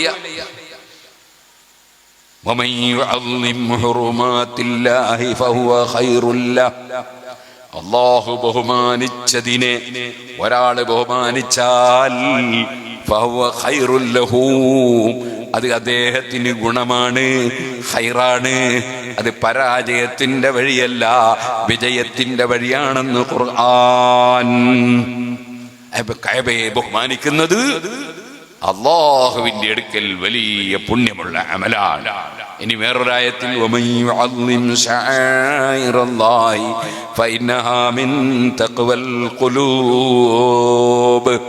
സഹാബികളെ കുറിച്ച് പറഞ്ഞില്ലേ, ഹൃദയം തഖ്വക്ക് വേണ്ടി സെലക്ട് ചെയ്യപ്പെട്ടവർ എന്ന് പറഞ്ഞില്ലേ. അല്ലാഹ് ഇവിടെ പറയാണ് അല്ലാഹുവിന്റെ ചിഹ്നങ്ങളെ, അടയാളങ്ങളെ എന്ന് പറഞ്ഞാൽ അള്ളാഹുവിനെ അറിയിക്കുന്ന വ്യക്തികളെ, വസ്തുക്കളെ. കഅബ എന്ന് പറയുമ്പോ അള്ളാന്റെ വീട് എന്ന നിലക്ക് അള്ളാനെയാണ് നമ്മളെ മനസ്സിൽ വരുന്നത്. ഇതേപോലെ റസൂലുള്ളാഹി, നബിയുള്ളാഹി, വലിയുള്ളാഹി എന്നൊക്കെ പറയുമ്പോൾ അള്ളാന്റെ റസൂല്, അള്ളാന്റെ നബി, അള്ളാന്റെ വലി എന്നൊക്കെ പറയുമ്പോ അള്ളാഹുവിലേക്കാണ് നമ്മുടെ മനസ്സ് തിരിയുന്നത്. അങ്ങനെ അള്ളാഹുവിനെ അറിയിക്കുന്ന വ്യക്തികൾ, വസ്തുക്കൾ, ആ വസ്തുക്കളെ വല്ലവനും ബഹുമാനിച്ചാൽ, അത്തരം വ്യക്തികളെ ബഹുമാനിച്ചാൽ ഫഇന്നഹാ മിൻ തഖ്വൽ ഖുലൂബ്, അത് ഹൃദയത്തിൽ ഭക്തിയുണ്ട് എന്നതിന്റെ അടയാളമാണ്. ഭക്തിയുള്ളവർക്കേ അതിന് സാധിക്കുകയുള്ളൂ, ഭക്തിയില്ലാത്തവർക്ക് കഴിയൂല. അതുകൊണ്ടാണ് തഖ്വക്ക് വേണ്ടി സെലക്ട് ചെയ്യപ്പെട്ട സഹാബികളിൽ റബീഅത്ത് ഇബ്നു കഅബിൽ അസ്ലമി റളിയല്ലാഹു അൻഹു നബി തങ്ങളോട് അതാ സ്വർഗ്ഗത്തിലെ ഉന്നതമായ പദവി ചോദിക്കുന്നു, ആവശ്യപ്പെടുന്നു, തേടുന്നു. അതിന് നമ്മളാരും പ്രാർത്ഥിക്കുക എന്ന് പറയൂല കേട്ടോ. റസൂലുള്ളാഹി പ്രാർത്ഥിച്ചു എന്ന് പറയില്ല. ഓരോ വാചകത്തിനൊരു മര്യാദയില്ല. അങ്ങനെ നമ്മളാരും പറയൂല. പ്രാർത്ഥിക്കുക എന്നപ്പോ പറയാ, അത് അള്ളാഹുവിനോട് ചോദിക്കുന്നതിനാണ് പ്രാർത്ഥിക്കുക എന്ന് സാധാരണ നിലക്ക് പറയാം. ഡിക്ഷണറി പറഞ്ഞനുസരിച്ച് പറയാൻ പറ്റുമോ ഇല്ല എന്നുള്ളത് അത് വേറൊരു വിഷയമാണ്. ഇന്ന് നിങ്ങൾ ഉച്ചക്ക് ഊണ് കഴിച്ചു. ഊണെന്തിനാ പറയാ? ഊണ് എന്തിനാ പറയാ? എന്തിനാ പറയാ? പൊറാട്ട എന്നാൽ ഊണ് കഴിച്ചു എന്നറിയോ? പറയോ? ഇല്ല. എന്തിനാ പറയാ? ചോറ് എന്നാ പറയുന്നത് ഊണ് കഴിച്ചു എന്നല്ലേ. ഊണ് എന്നതിന്റെ അർത്ഥം നിങ്ങൾ ഡിക്ഷണറി ഒന്ന് എടുത്തു നോക്കിയാ ആദ്യം തന്നെ ഉണ്ടാവും തീറ്റ, രണ്ടാമത്തെ ഭക്ഷണം, മൂന്നാമത്തെ ചോറ്. പക്ഷെ ആരും പറയാറില്ല പൊറാട്ട എന്നതിനെ പറ്റി ഊണ് കഴിച്ചു എന്ന് പറയില്ല. ഞാൻ ഊണൊന്നും കഴിച്ചില്ല, കുറച്ച് പൊറാട്ട എന്നതാണ് എന്നാ പറയാ. അതിന്റെ സാധാരണ നിലപാട് അങ്ങനെയാണ്. മഹാനായ മർഹൂം നെല്ലിക്കുത്ത് ഉസ്താദ് അവറുകൾ പറയാറുണ്ടായിരുന്നു, വെള്ളം കയറി വെള്ളപ്പൊക്കം കൊണ്ട് ഒരുപാട് ആളുകൾക്ക് ബുദ്ധിമുട്ടായി. ആ വെള്ളപ്പൊക്കത്തിന് ആർക്കും ജലദോഷം എന്ന് അറിയോ? ജലം തന്നെ വെള്ളമല്ലേ. ദോഷം എന്ന് പറഞ്ഞാൽ ജലത്തിന്റെ ദോഷമല്ലേ. അതിന് വെള്ളപ്പൊക്കത്തിന് ആരോ ജലദോഷം എന്ന് അറിയോ? അങ്ങനെ പറയലില്ലല്ലോ. ഇതുപോലെ സൃഷ്ടികളോട് ചോദിക്കുന്നതിന് പ്രാർത്ഥിക്കുക എന്നല്ല പറയാ. പിന്നെ ചോദിക്കുക, ആവശ്യപ്പെടുക, തേടുക, അപേക്ഷിക്കുക, ഇങ്ങനെയൊക്കെയാ പറയാം. നമ്മൾ പോലീസ് സ്റ്റേഷനിൽ പോയി ബൈക്ക് പെർമിറ്റിന് വേണ്ടി പ്രാർത്ഥിച്ചു എന്നാരെങ്കിലും പറയോ? ഇല്ല, അപേക്ഷിച്ചു എന്നാ പറയും. അപ്പൊ സുഹൃത്തുക്കളെ, ഇവിടെ നബി സല്ലല്ലാഹു അലൈഹി വസല്ലം തങ്ങളോട് സലമത്ത് ഇബ്നുൽ അക്വ റളിയല്ലാഹു അൻഹു ആവശ്യപ്പെടുകയാണ്, ചോദിക്കുകയാണ് സ്വർഗത്തിലെ ഉന്നതമായ പദവി. അതിന് പ്രാർത്ഥന എന്നല്ല പറയാ, അതിന് ചോദിച്ചു എന്നാ പറയാ. അതുകൊണ്ട് അസ്അലുക, ഞാൻ അങ്ങയോട് ചോദിക്കുന്നു, മുറാഫഖത ഫിൽ ജന്ന, സ്വർഗത്തിലുള്ള ഉന്നതമായ പദവി ചോദിക്കുന്നു. നബിതങ്ങളുടെ കൂടെ നിൽക്കാനുള്ള പദവിയാണ് ചോദിക്കുന്നത്. അതിനാണ് നബി സല്ലല്ലാഹു അലൈഹി വസല്ലം അംഗീകാരം നൽകാൻ. എന്തിനാണ് സുന്നത്ത് എന്ന് പറയാൻ? നബിതങ്ങൾ കൽപ്പിച്ചത്, നബി സല്ലല്ലാഹു അലൈഹി തങ്ങൾ കാണിച്ചു തന്നത്, നബിതങ്ങളുടെ മുന്നിൽ വെച്ച് ചെയ്തിട്ട് നബിതങ്ങൾ അംഗീകരിച്ചത്, അതല്ലേ സുന്നത്ത് എന്ന് നമ്മൾ പറയുന്നത്. അതുകൊണ്ടല്ലേ നമ്മൾ ഒരു സുന്നയായത്. നബിതങ്ങൾ പഠിപ്പിച്ചതിനെ അംഗീകരിക്കുന്നവർ, അവിടുന്ന് യാതൊരു എതിരും പറയാതെ അതിനംഗീകരിക്കുകയാണ്. അപ്പൊ സഹാബത്തിന്റെ വിശ്വാസമുള്ളവരാണ് യഥാർത്ഥത്തിൽ സലഫിനെ പിന്തുടരുന്നവർ. അത് അഹ്ലുസുന്നത്തി വൽ ജമാഅത്താണ്. ഇനി ഞാൻ വേറൊരു ഉദാഹരണം പറയാം. നബി സല്ലല്ലാഹു അലൈഹി വസല്ലം കാലത്ത് വെള്ളമില്ലാതെ വല്ലാതെ ബുദ്ധിമുട്ടി സഹാബത്ത്. ഇമാം ബുഖാരി റിപ്പോർട്ട് ചെയ്യുന്നു, ഇസ്തഖാ ഇലൈഹിൻ നാസ് മിനൽ അതസ്, ദാഹത്തിന്റെ കാഠിന്യത്താൽ സഹാബത്ത് നബി തങ്ങളോട് വേവലാതിപ്പെട്ടു, വെള്ളം വേണം. അല്ലാഹുവിന്റെ റസൂലിനോട് വേവലാതി പറഞ്ഞു. നബി സല്ലല്ലാഹു അലൈഹി വസല്ലം തങ്ങൾ വെള്ളം കൊടുത്തത് എങ്ങനെയാണ്? അവിടുന്ന് മുഅ്ജിസത്ത് മുഖേന വെള്ളം കൊടുത്തു. മുഅ്ജിസത്ത് കൊടുക്കുന്നവൻ അല്ലാഹുവാണ്, കറാമത്ത് കൊടുക്കുന്നവൻ അല്ലാഹുവാണ്, ദുആക്കുത്തരം ചെയ്യുന്നവൻ അല്ലാഹുവാണ്, എല്ലാം കൊടുക്കുന്നവനും തടയുന്നവനും അല്ലാഹുവാണ് എന്നാണല്ലോ നമ്മളെല്ലാരെയും വിശ്വാസം. അത് 1ാം ക്ലാസ്സിനെ പഠിച്ചല്ലേ. വൽ ഖദരി ഖൈരിഹി വശർരിഹി മിനല്ലാഹ്, എല്ലാ നന്മയും തിന്മയും അല്ലാഹുവിങ്കിൽ നിന്നാണ്. ഞാൻ 1ാം ക്ലാസ്സിനെ പഠിച്ചാന്ന് ഞാൻ പറയാൻ കാരണം, ഞാനിത് പറയുമ്പോൾ ചിലർ ഇപ്പൊ പേരോട് മാറിയതാണ്. ഞാൻ മാറിയൊന്നുമില്ല, ഞാൻ പണ്ടയിലെടുത്തിന് നിന്നതാ. വേറെ ചിലർ മാറിയിട്ടുണ്ടെങ്കിൽ അവരാ ഉത്തരവാദിക്കണം. വൽ ഖദരി ഖൈരിഹി വശർരിഹി മിനല്ലാഹ്, മുഴുവൻ ഖൈറും ശർറും അല്ലാഹുവിങ്കിൽ നിന്നാണ്. ഇത് 1ാം ക്ലാസ് മുതൽ പഠിച്ചാണ് നമ്മൾ. വമാ ബികും മിൻ നിഅമത്തിൻ ഫമിനല്ലാഹ്, എന്ത് ഗുണം കിട്ടുന്നുണ്ടെങ്കിലും അല്ലാഹുവിങ്കിൽ നിന്നാണ്. ഞാൻ ദർസിൽ ഓതി പഠിക്കാൻ തുടങ്ങി അന്ന് മുതൽ ഹദ്ദാദ് ചൊല്ലാറുണ്ട്. ചിലപ്പെങ്ങാനും വിട്ടുപോയാലും അതിലെന്താ ചൊല്ലല്? ബിസ്മില്ലാഹി വൽഹംദുലില്ലാഹ് അൽ ഖൈറു വശ്ശർറു ബിമശീഅത്തില്ലാഹ്, എല്ലാ ഖൈറും ശർറും അല്ലാഹു ഉദ്ദേശിക്കുന്നതനുസരിച്ചാണ്. കാരണം എന്താണ്? വമാ തശാഊന ഇല്ലാ യശാ അല്ലാഹ്, ഒരു സൃഷ്ടിക്കും അല്ലാഹു ഉദ്ദേശിക്കാതെ ഒന്നും ഉദ്ദേശിക്കാൻ കഴിയില്ല.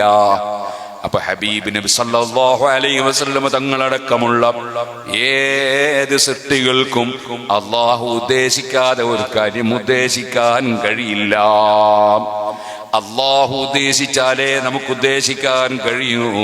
അപ്പൊ നമ്മൾ ഉദ്ദേശിക്കുമ്പോഴാണ് പടച്ചവൻ പലതും നമുക്ക് ചെയ്തു തരുന്നത്. എന്റെ കൈ ഉയർത്തണമെന്ന് ഞാൻ ഉദ്ദേശിക്കണമെങ്കിൽ അല്ലാഹു അങ്ങനെ ഉദ്ദേശിക്കണമെന്ന് അവൻ ഉദ്ദേശിക്കണം. എന്നാലേ അങ്ങനെ എനിക്ക് ഉദ്ദേശിക്കാൻ കഴിയൂ. അങ്ങനെ ഞാൻ ഉദ്ദേശിക്കുമ്പോഴാണ് കൈ ഉയർത്താൻ അല്ലാഹു കഴിവ് തരുന്നത്. അപ്പോൾ ഞാൻ കൈ ഉയർത്തുന്നു. അല്ല കഴിവ് തന്നില്ലെങ്കിലോ എനിക്ക് കൈ ഉയർത്താൻ കഴിയില്ല. കൈ കുഴഞ്ഞു പോയവരുണ്ട്, ഉയർത്തണമെന്ന് വിചാരിക്കായിട്ടല്ല, അല്ല കഴിവ് കൊടുക്കാത്തോണ്ടാകും, ഉയർത്താൻ കഴിയുന്നില്ല. അപ്പൊ അല്ലാഹു മാത്രമാണ് എല്ലാ ഖൈറും ശർറും കൊടുക്കുന്നവൻ എന്ന് വിശ്വസിച്ചുകൊണ്ടാണ് സഹാബത്ത് നബി തങ്ങളോട് ആവശ്യപ്പെടുന്നത്. പിന്നെന്തിനാ നബി തങ്ങളോട് ആവശ്യപ്പെടുന്നത് എന്നാണ്. അല്ലാഹുവിനോട് ആവശ്യപ്പെട്ടാ പോരെ, അങ്ങനെ മതിയോ?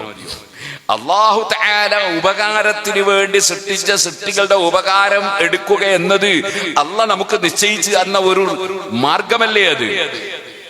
ഒരാള് പറയാണ്, എന്താണ്, എനിക്ക് കുട്ടികളെ കൊടുക്കുന്നവൻ അല്ലാഹുവാണ്, അല്ലാഹ് അല്ലാതെ ഒരാൾക്കും കുട്ടികളെ കൊടുക്കാൻ കഴിയില്ല. ഖുർആൻ തന്നെ പറഞ്ഞതല്ലേ, യഹബു ലിമൻ യശാ, അവൻ ഉദ്ദേശിച്ചവർക്ക് അല്ലാഹു തആല കുട്ടികളെ കൊടുക്കും, അല്ലാഹ് ഉദ്ദേശിക്കാത്തവർക്ക് കൊടുക്കൂല.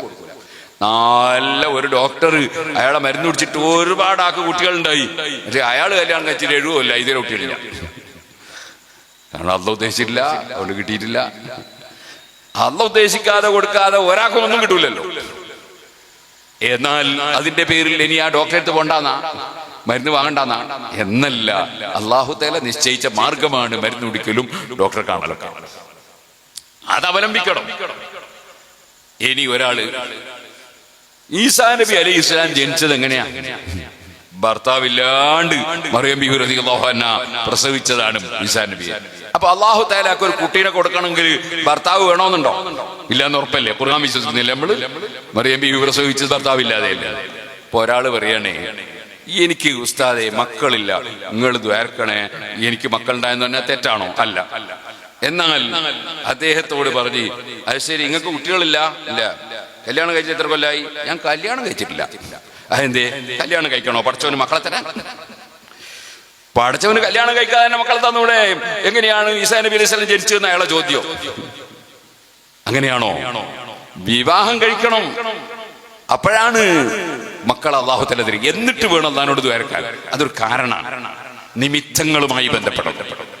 അതിൽപ്പെട്ട ഒന്നാണ് സ്വർഗത്തിൽ ഉന്നതമായ പദവി കിട്ടാനുള്ള ഒരു നിമിത്തമാണെന്ന നിലക്കാണ് മഹാനായ റബീഅത്ത് റളിയല്ലാഹു അൻഹു നബി സല്ലല്ലാഹു അലൈഹി വസല്ലം തങ്ങളോട് സ്വർഗത്തിലെ ഉന്നതമായ സ്ഥാനം ചോദിക്കുന്നത്. ഓ സുഹൃത്തുക്കളെ, ഇതേപോലെ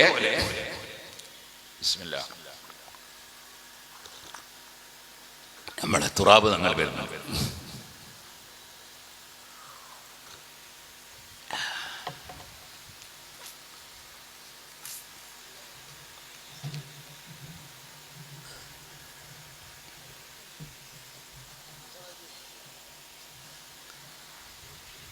ആ ബന്ധപ്പെടൽ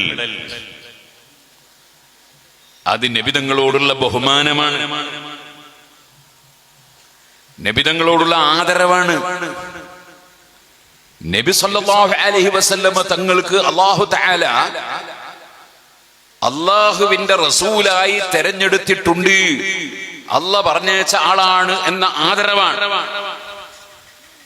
ഏതുപോലെ ഒരാൾ കഅബയുടെ സമീപത്ത് വെച്ച് ദുആ ചെയ്യുന്നു, അല്ലാഹുവേ കഅബത്തിന് നീ വലിയ ബഹുമാനം കൊടുത്തില്ലേ, ആ കഅബത്തിന്റെ മഹത്വം കൊണ്ട് എനിക്ക് നീ ഒരു മകനെ തരണേ, അല്ലേ മകളെ തരണേ, അല്ലെ എന്റെ പാപം പൊറുക്കണേ, അല്ലെങ്കിൽ എന്റെ രോഗം മാറ്റണേ.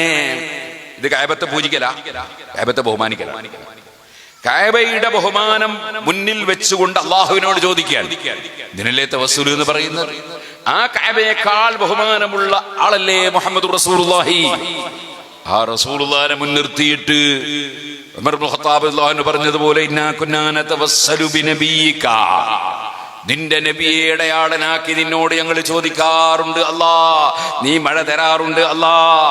അപ്പൊ നബിതങ്ങളെ തവസ്സുലാക്കുന്നത് നബിതങ്ങൾക്ക് മഹത്വമുണ്ട് എന്ന് വിശ്വസിക്കലാണ്, നബിതങ്ങളെ ബഹുമാനം അംഗീകരിക്കലാണ്. ഇനിയോ നബി സല്ലല്ലാഹു അലൈഹി വസല്ലം തങ്ങളോട് സഹാബത്ത് വെള്ളമില്ലാതിരുന്നപ്പോൾ വെള്ളത്തിന് വേവലാതിപ്പെട്ടതോ, അത് വെള്ളം കിട്ടാനാണ്. ആരാ കൊടുക്കുന്നത്? അള്ളാഹുവാണ്. പക്ഷേ അത് അള്ളാഹുവിന്റെ റസൂലിനോട് ചോദിച്ചാൽ എന്റെ റസൂലിനോടാണ് ചോദിച്ചതെന്ന് നിലക്ക് അള്ളാഹ് തരും. ആ വിശ്വാസത്തിലാണ് സഹാബത്തിന്റെ ചോദ്യം. അള്ളാഹുവിന്റെ റസൂൽ സല്ലല്ലാഹു അലൈഹി വസല്ലം തങ്ങളോട് ചോദിക്കുകയാണ്, വെള്ളത്തിന് ചോദിക്കുകയാണ്. നബിതങ്ങൾ മുഅ്ജിസത്ത് മുഖേന വെള്ളം കൊടുക്കുന്നു. ഒന്നിലധികം സംഭവങ്ങളുണ്ട്. അതിലൊന്നാണ് ഒരു ചെറിയ പാത്രം കയ്യിലെടുക്കുന്നു, അതിൽ കയ്യിന്റെ വിരൽ വെക്കുന്നു. ഫജഅലൽ മാഉ യഫൂറു മിൻ ബൈനി അസാബിഹി, കയ്യിന്റെ വിരലിലൂടെ വെള്ളമതാ പൊട്ടിയൊലിക്കുന്നു. സഹാബികൾ കുടിക്കുന്നു, വദുവെടുക്കുന്നു, കുളിക്കുന്നു, സർവ്വ വിഷയങ്ങളും ആ വെള്ളം കൊണ്ട് നിർവഹിക്കുന്നു. കാരണം അതിനേക്കാൾ മഹത്വമുള്ള വേറൊരു വെള്ളം ഇല്ല. സുഹൃത്തുക്കളെ, ഒരു സാധാരണ മനുഷ്യന്റെ കയ്യിൽ നിന്ന് വെള്ളം പൊട്ടി ഒലിച്ചാൽ ആ വെള്ളം കുടിക്കാൻ പറ്റുമോ? ഒതുവെടുക്കാൻ പറ്റുമോ? ആ വെള്ളം തൊട്ട സ്ഥലം കഴുകി വൃത്തിയാക്കണമെന്നല്ലേ പറയുക. അതേ സമയത്ത് സഹാബത്ത് കുടിക്കുന്നു, ഒതുവെടുക്കുന്നു. ആ വെള്ളത്തിന് വലിയ ബഹുമാനം സഹാബത്ത് കൽപ്പിക്കുന്നു. അതിന്റെ സ്മരണയായിട്ടാണ് ഇപ്പോഴും മദീനയിൽ നമ്മൾ റൗദയിൽ കയറിയിട്ട് ഇടത്തോട്ട് തിരിഞ്ഞു നോക്കിയാൽ നബിതങ്ങൾ കിടക്കുന്ന ജാറത്തിന്റെ ചുമര് കാണും. ആ ചുമരിന്റെ മേലെ ഒരു പദ്യം ശ്രദ്ധിച്ചു നോക്കിയാൽ നമുക്ക് വായിക്കാൻ കഴിയും. യാ മൻ തഫജ്ജറതിൽ അൻഹാറു നാബിഅതൻ മിൻ ഇസ്ബഅൈഹി ഫറവൽ ജൈസ ബിൽ മദദി, കയ്യിന്റെ വിരലിലൂടെ സൈന്യത്തിന് വെള്ളം കൊടുത്ത നബിയേ എന്ന് വിളിച്ചു തേടുന്നൊരു പദ്യം അവിടെ എഴുതി വെച്ചതായി കാണാം. അപ്പൊ നബി സല്ലല്ലാഹു അലൈഹി വസല്ലം തങ്ങളോട് സഹാബത്ത് അത് അവരാവശ്യ നിർവഹണത്തിന് വേണ്ടി അപേക്ഷ സമർപ്പിക്കുന്നു, ചോദിക്കുന്നു, തേടുന്നു. ഇനിയോ ഞാൻ മറ്റൊരു കാര്യം പറയട്ടെ. നബി സല്ലല്ലാഹു അലൈഹി വസല്ലം തങ്ങളോട് ഏത് പ്രശ്നങ്ങൾക്കും സഹാബത്ത് വന്ന് അവലാതി പറയുന്നു, മറന്നു പോകുന്നു എന്നതാണ് അബൂ ഹുറൈറ റളിയല്ലാഹു അൻഹുവിന്റെ പ്രശ്നം. നബിതങ്ങളോട് മറതിയെക്കുറിച്ച് അവലാതി ബോധിപ്പിക്കുന്നു. നബിതങ്ങൾ എന്താ ചെയ്യുന്നത്? മഹാനായ അബൂ ഹുറൈറ റളിയല്ലാഹു അൻഹുവിനോട് മേത്തട്ടം അവിടെ നിരത്തി വിരിക്കാൻ പറയുന്നു. കൈ രണ്ടും കൂട്ടിയിട്ട് എന്തോന്ന് വാരിയെടുക്കും പോലെ കാണിക്കുന്നു, ആ മേത്തട്ടിലേക്ക് ഇടും പോലെ കാണിക്കുന്നു. അങ്ങനെ 3 പ്രാവശ്യം ചെയ്തതിന് ശേഷം അതാ ആ മേത്തട്ടം നെഞ്ഞിലേക്ക് കൂട്ടിപ്പിടിക്കാൻ പറയുന്നു. അവിടുന്ന് അതങ്ങനെ തന്നെ കൂട്ടിപ്പിടിക്കുന്നു.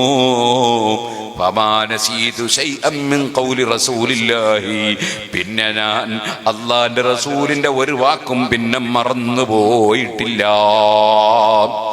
മറതിക്ക് പരിഹാരം കിട്ടാൻ വേണ്ടി നബിതങ്ങളോട് ആവശ്യപ്പെടുന്നു. മുഅ്ജിസത്ത് മുഖേന അതിന് പരിഹാരം നൽകുന്നു. ജരീർ റളിയല്ലാഹു അൻഹുവിനൊരു അസുഖം. ചില കുട്ടികളുണ്ട് എപ്പോഴും സൈക്കിൾ വന്ന് വീഴലാണ്. അതുപോലെ ജരീർ റളിയല്ലാഹു അൻഹു എപ്പോഴും കുതിരപ്പുറത്തുനിന്ന് വീഴലാണ്. നബിതങ്ങളോട് വന്ന് സങ്കടം പറയുന്നു. നബിതങ്ങൾ നെഞ്ഞിലൊന്ന് തട്ടുന്നു. അതേ, ഇനി വീഴണ്ട എന്ന നിലക്ക് അതാ ഒരു വാക്ക് പറയുന്നു, പിന്നെ വീണിട്ടില്ല. ഇങ്ങനെ എത്രയെത്ര സംഭവങ്ങളാണ് ബുഖാരിയിലും മുസ്ലിമിലും കിടക്കുന്നത്. കാരണം എന്താണ്? പരിശുദ്ധ ഖുർആനിൽ തന്നെ അല്ലാഹു തആല അമ്പിയാക്കളോട് അത്തരം കാര്യങ്ങൾ ചോദിക്കുന്നതിന് മാതൃക പഠിപ്പിച്ചിട്ടുണ്ടല്ലോ. വൗഹൈനാ ഇലാ മൂസാ ഇദിസ്തസ്ഖാഹു ഖൗമുഹു. മൂസാ നബിയുടെ ജനങ്ങൾ മൂസാ നബിയോട് വെള്ളത്തിന് തേടി എന്ന് ഖുർആൻ പറയുന്നു.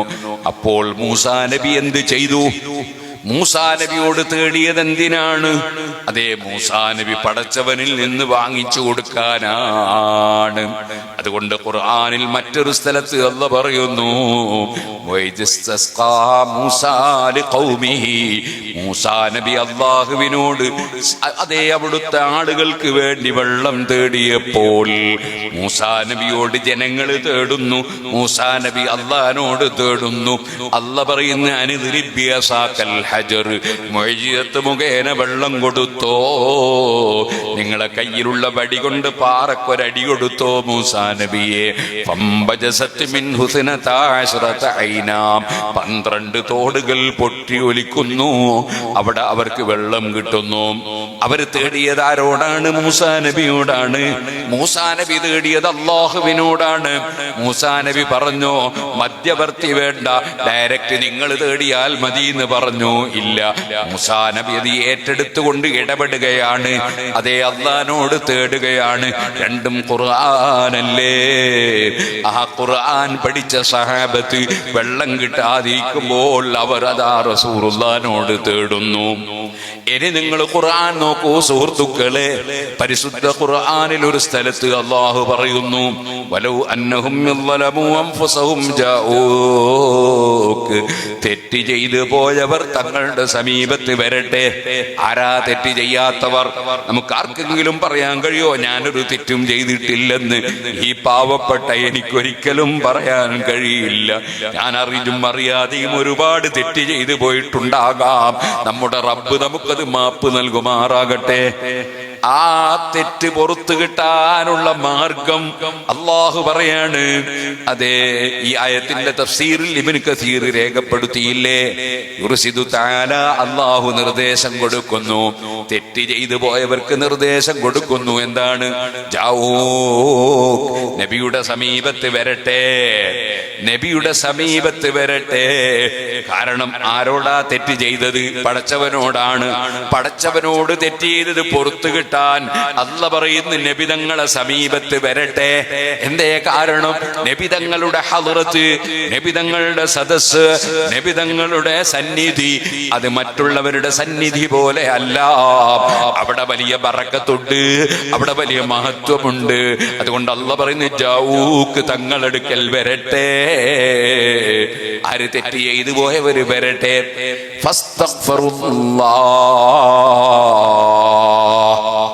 വരട്ടെ എന്ന് പറഞ്ഞാൽ തന്നെ അതിന്റെ മാന എന്താ അറിയോ? ഉസ്താദേ 3 ദിവസമായി ഇടത്തെ ഭാഗത്തിന് വേദന, ഉടനെ നീ ഡോക്ടറെ കാണിക്കണം എന്ന് പറഞ്ഞു, അല്ലെ ഡോക്ടറെ സമീപിക്കണം എന്ന് പറഞ്ഞു. അങ്ങനെയൊക്കെ പലതും പറയും. ഞാൻ പറയും ഡോക്ടറെ സമീപിക്കണം എന്ന് പറയും, ഡോക്ടറെ കാണിക്കണമെന്ന് പറയും, അല്ലെ ഡോക്ടറോട് വിഷയം പറയണമെന്ന് പറയും. സംഗതിയെല്ലാം ഒന്നാണ്. പറഞ്ഞത് ഇങ്ങനെയാണ്, ഡോക്ടറെ സമീപിക്കണം. അപ്പൊ ഒരു വിഡ്ഢിയായ മനുഷ്യൻ അയാൾ എന്ത് ചെയ്തു? ഡോക്ടറെ പോയിട്ട് കണ്ടിട്ടിങ്ങ് പോന്നു, ഒന്നും പറഞ്ഞില്ല, അയാളെ രോഗം മാറും. അപ്പൊ ജാവൂക്ക എന്ന് പറഞ്ഞാൽ അതിന്റെ അർത്ഥം തങ്ങളടുത്ത് വന്നിട്ട് എന്റെ അടുത്ത് തെറ്റ് വന്നു പോയി നബിയെ, തങ്ങളൊന്ന് റെക്കമെൻഡ് ചെയ്യണോന്ന് പറയണോന്ന് അതിന്റെ അർത്ഥം. അതുകൊണ്ടാണ് ആ ആയത്തിന്റെ തഫ്സീറിൽ ഇബ്നു കസീർ പറഞ്ഞത് വയസ്അലൂഹു അൻ യസ്തഗ്ഫിറ ലഹും, അവർക്ക് ദോഷം പുറത്തു കൊടുക്കാൻ നബി തങ്ങൾ റെക്കമെൻഡ് ചെയ്യാൻ വേണ്ടി നബിയോട് അവർ ചോദിക്കുകയും ചെയ്യട്ടെ. അതാണ് ആ ജാവൂക്കന്റെ അർത്ഥം. അവിടെയാണ് ഇമാം റാസിയുടെ വിശദീകരണം. ഇദാ ജാഊ മൻ ഖസ്സഹു അല്ലാഹു ബിരിസാലതിഹി വഅക്റമഹു ബിവഹ്യിഹി വജഅലഹു സഫീറൻ ബൈനഹു വബൈന ഖൽഖിഹി. നബി തങ്ങളുടെ സമീപത്ത് വരുമ്പോൾ ഒരു സാധാരണക്കാരന്റെ അടുത്ത് സമീപം ചെന്ന പോലെയല്ല, പിന്നെ അല്ലാഹു റസൂലാക്കി പറഞ്ഞ ആളെടുക്കലാണ് ചെല്ലുന്നത്, അല്ലാഹു വഹീ കൊടുത്ത് ബഹുമാനിച്ച ആളെടുത്താണ് ചെല്ലുന്നത്. വജഅലഹു സഫീറൻ ബൈനഹു വബൈന ഖൽഖിഹി, അല്ലാഹുവിന്റെ സൃഷ്ടികളുടെയും അല്ലാഹുവിന്റെയും ഇടയിൽ അല്ലാഹു മധ്യവർത്തിയാക്കിയ ആളെടുത്താണ് ചെല്ലുന്നത്. ഇപ്പൊ ചിലരുണ്ടല്ലോ പരിഷ്കാരത്തിന് വേണ്ടി അള്ളാഹുവിലേക്ക് മധ്യവർത്തി വേണ്ട, ഞാൻ അതിന്റെ ആളാ എന്നൊക്കെ കിബ്റ് കൊണ്ട് പറയുന്നവരില്ലേ. ഇന്നാ ലില്ലാഹി വ ഇന്നാ ഇലൈഹി റാജിഊൻ. ഒരു വിവരവും ഇല്ലായിട്ടാണ്, പരിശുദ്ധ ഖുർആനിൽ വിവരമില്ലാത്തത് കൊണ്ടാണ്. അല്ലാഹു പഠിപ്പിക്കുകയാണ്, ആ നബിയുടെ സമീപത്ത് ചെല്ലുക, എന്നിട്ട് നബി തങ്ങളോട് ആവശ്യപ്പെടുക.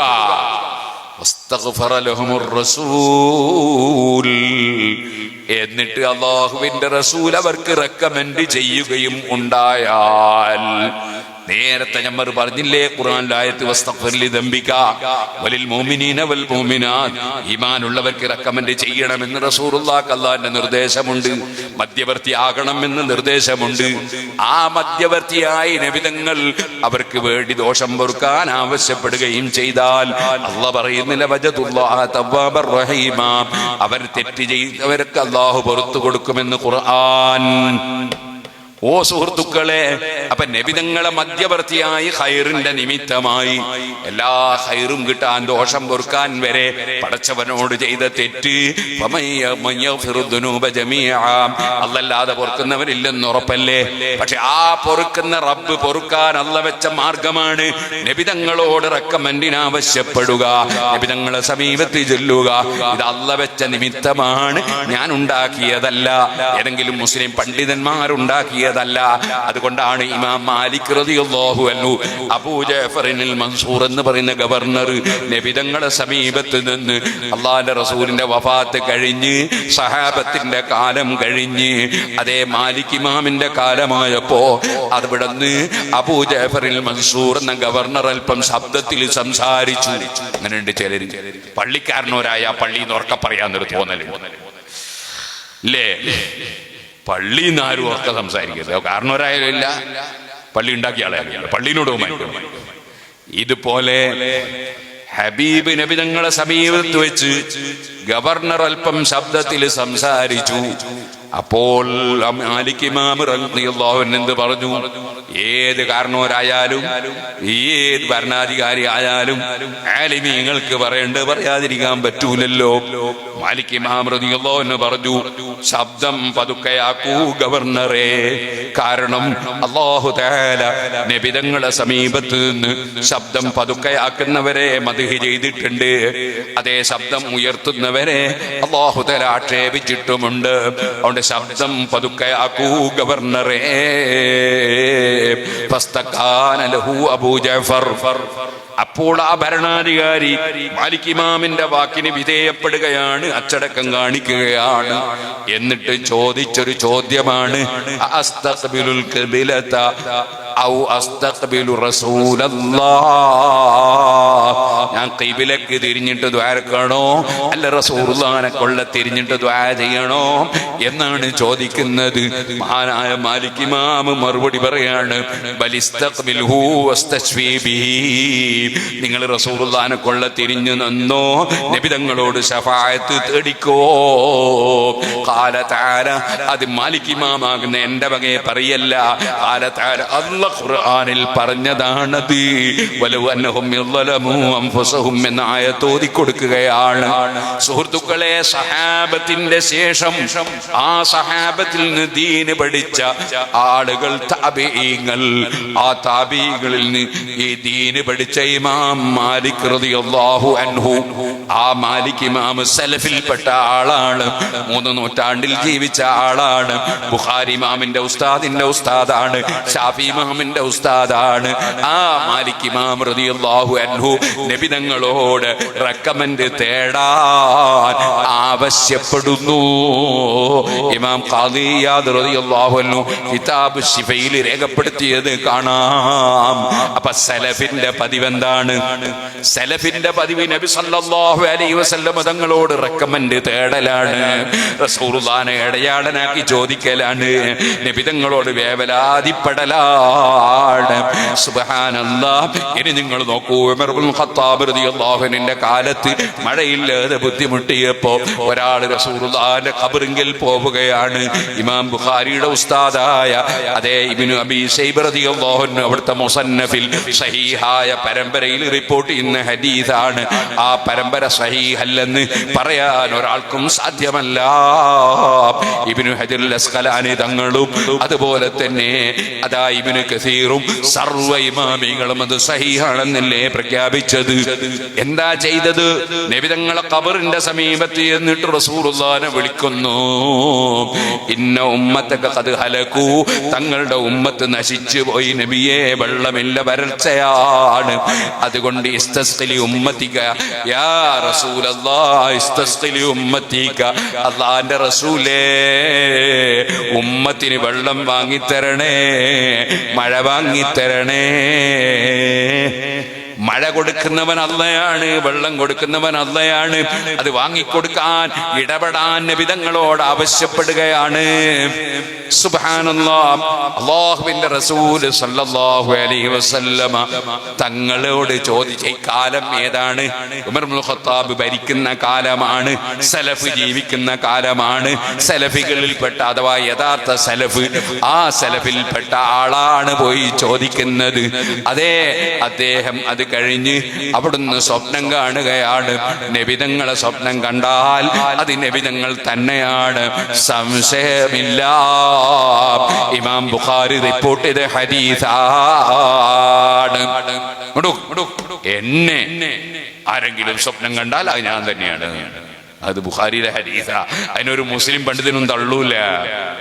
അതേ സമയത്ത് ഏതോ ഒരു കുന്തത്തിന് സ്വപ്നം കണ്ടിട്ട് അത് റസൂലുള്ളാഹിയാന്ന് പറയാൻ പാടില്ല. ചിലപ്പോ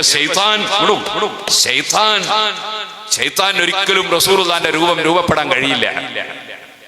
അതേ സമയത്ത് ശൈത്താൻ ഏതോ ഒരു കോലത്തിൽ വന്നിട്ട് ഞാൻ റസൂലുള്ളാഹി എന്ന് പറഞ്ഞാൽ വിശ്വസിക്കേണ്ടതുമില്ല. സുബ്ഹാനല്ലാഹ്. ഇത് വേർതിരിച്ച് മനസ്സിലാക്കണം. നബി സല്ലല്ലാഹു അലൈഹി വസല്ലം തങ്ങൾ അദ്ദേഹം സ്വപ്നം കാണുന്നു. അള്ളാഹിന്റെ റസൂല് പറയുന്നു, നിങ്ങൾ പോയി ഉമർ ഇബ്നുൽ ഖത്താബിന് സലാം പറയണം, നിങ്ങൾ പറയണം അടുത്ത് തന്നെ മഴ പെയ്യുമെന്ന് പറയണം. ഈ കാര്യമെല്ലാം ഉമർ റളിയല്ലാഹു അൻഹുവിന്റെ അടുക്കൽ വന്ന് അദ്ദേഹം പറയുന്നു. ഉമർ റളിയല്ലാഹു അൻഹു സുബ്ഹാനല്ലാഹ്. ഇപ്പൊ സലഫികൾ എന്ന് പറയുന്ന പുത്തൻവാദികളുണ്ടല്ലോ, അവരുമായി സലഫിന് വല്ല ബന്ധമുണ്ടോ? ഉമർ ഇബ്നുൽ ഖത്താബ് റളിയല്ലാഹു അൻഹു എന്താ പറഞ്ഞത്? എന്ത്, നീ റസൂലുള്ളാഹിന്റെ ഖബറിൽ പോയിട്ട് നബിയോട് തേടിയോ? ശിർക്കായി പോയി, അബൂജഹലായി പോയി എന്ന് പറഞ്ഞോ? ഇല്ല. ഹറാമാണെന്ന് പറഞ്ഞോ? ഇല്ല. കറാഹത്താണെന്ന് പറഞ്ഞോ? ഇല്ല. ഖിലാഫുൽ ഔലാന്ന് പറഞ്ഞോ? ഇല്ല. ഇനിമേൽ അങ്ങനെ ചെയ്യരുത് പറഞ്ഞോ? ഇല്ല. എന്ത് ചെയ്തു? അതിന് 100% സപ്പോർട്ട് ചെയ്യുന്നു. അതാണ് സലഫ്. നബിതങ്ങളുടെ ബഹുമാനം, നബിതങ്ങളുടെ റെക്കമെൻഡ് പൂർണ്ണമായി അംഗീകരിക്കുന്നവരാണ് സലഫ്, സഹാബത്ത്. അതേപോലെ താബീങ്ങൾ, താബീങ്ങൾ 3 നൂറ്റാണ്ടിൽ ജീവിച്ച മഹാന്മാർ.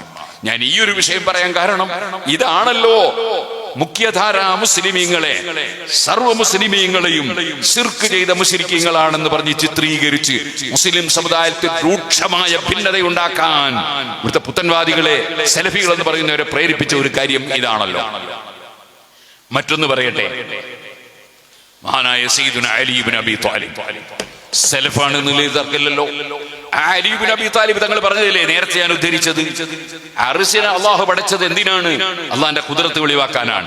അള്ളാഹുവിന് കേറിയിരിക്കാൻ സ്ഥലം ഉണ്ടാക്കിയതല്ല. അപ്പൊ അള്ളാഹുവിന് സ്ഥലം ഇല്ല. അതാണ് സലഫിന്റെ വിശ്വാസം. ആ വിശ്വാസത്തിനെതിരെ പടച്ചവൻ അർശിന്റെ മുകളിൽ ഇരിക്കുന്നു എന്നല്ലേ സലഫികൾ എന്ന് പറയുന്ന കക്ഷികൾ ഇപ്പോൾ പറഞ്ഞു നടക്കുന്നത്? ആ വാദം ഉന്നയിച്ചവർ ആരാണ്? ആ വാദം ഉന്നയിച്ചവർ റാഫിളത്താണ്. റാഫിളത്ത് എന്ന് പറഞ്ഞാൽ ആരാണ്? റഫദു അബൂബക്കർ വ ഉമർ, ഉമർ ഇബ്നു ഖത്താബ് പിഴച്ചുപോയി, സിദ്ദീഖുൽ അക്ബർ റളിയല്ലാഹു അൻഹു പിഴച്ചുപോയി എന്ന് പറഞ്ഞ ടീമാണ്. ആ ടീമിന്റെ ഉത്ഭവം എപ്പോഴാണ്? ആ ടീമിന്റെ ഉത്ഭവം അലി ഇബ്നു അബീ ത്വാലിബ് റളിയല്ലാഹു അൻഹുവിന്റെ കാലഘട്ടത്തിലാണ്. അവരിൽ ചിലർ വാദിച്ചു അലി ഇബ്നു അബീ ത്വാലിബ് ദൈവമാണെന്ന് വാദിച്ചു. അബൂബക്കറും ഉമറും പിഴച്ചുപോയി എന്നും വാദിച്ചു. ഇന്നാലില്ലാഹി. ആ ടീമിൽപ്പെട്ട ചിലർ വാദിച്ചു അലി ഇബ്നു അബീ ത്വാലിബിനെ അതേ ഫവ്വദ തദ്ബീറൽ ആലം, സർവ ലോകത്തിന്റെയും പ്രപഞ്ചത്തിന്റെ നിയന്ത്രണം പൂർണ്ണമായി അലി ഇബ്നു അബീ ത്വാലിബിനെ അല്ലാഹു ഏൽപ്പിച്ചിരിക്കുന്നു. വഹുവൽ ഖാലിഖുസ് സാനി, പടച്ചവൻ അതേ അലി ഇബ്നു അബീ ത്വാലിബ് രണ്ടാം പടച്ചവനാണ് എന്നവർ വാദിച്ചു. ഇത് റാഫിളത്തിന്റെ വാദമാണ്. ഇപ്പോൾ ഇല്ലേ ചിലര് അതേ മടവൂര് ഞങ്ങളെ പടച്ചവനാന്ന് പറയുന്ന ടീം, അത് ഈ റാഫിളത്തിന്റെ അനുയായികളാണ്.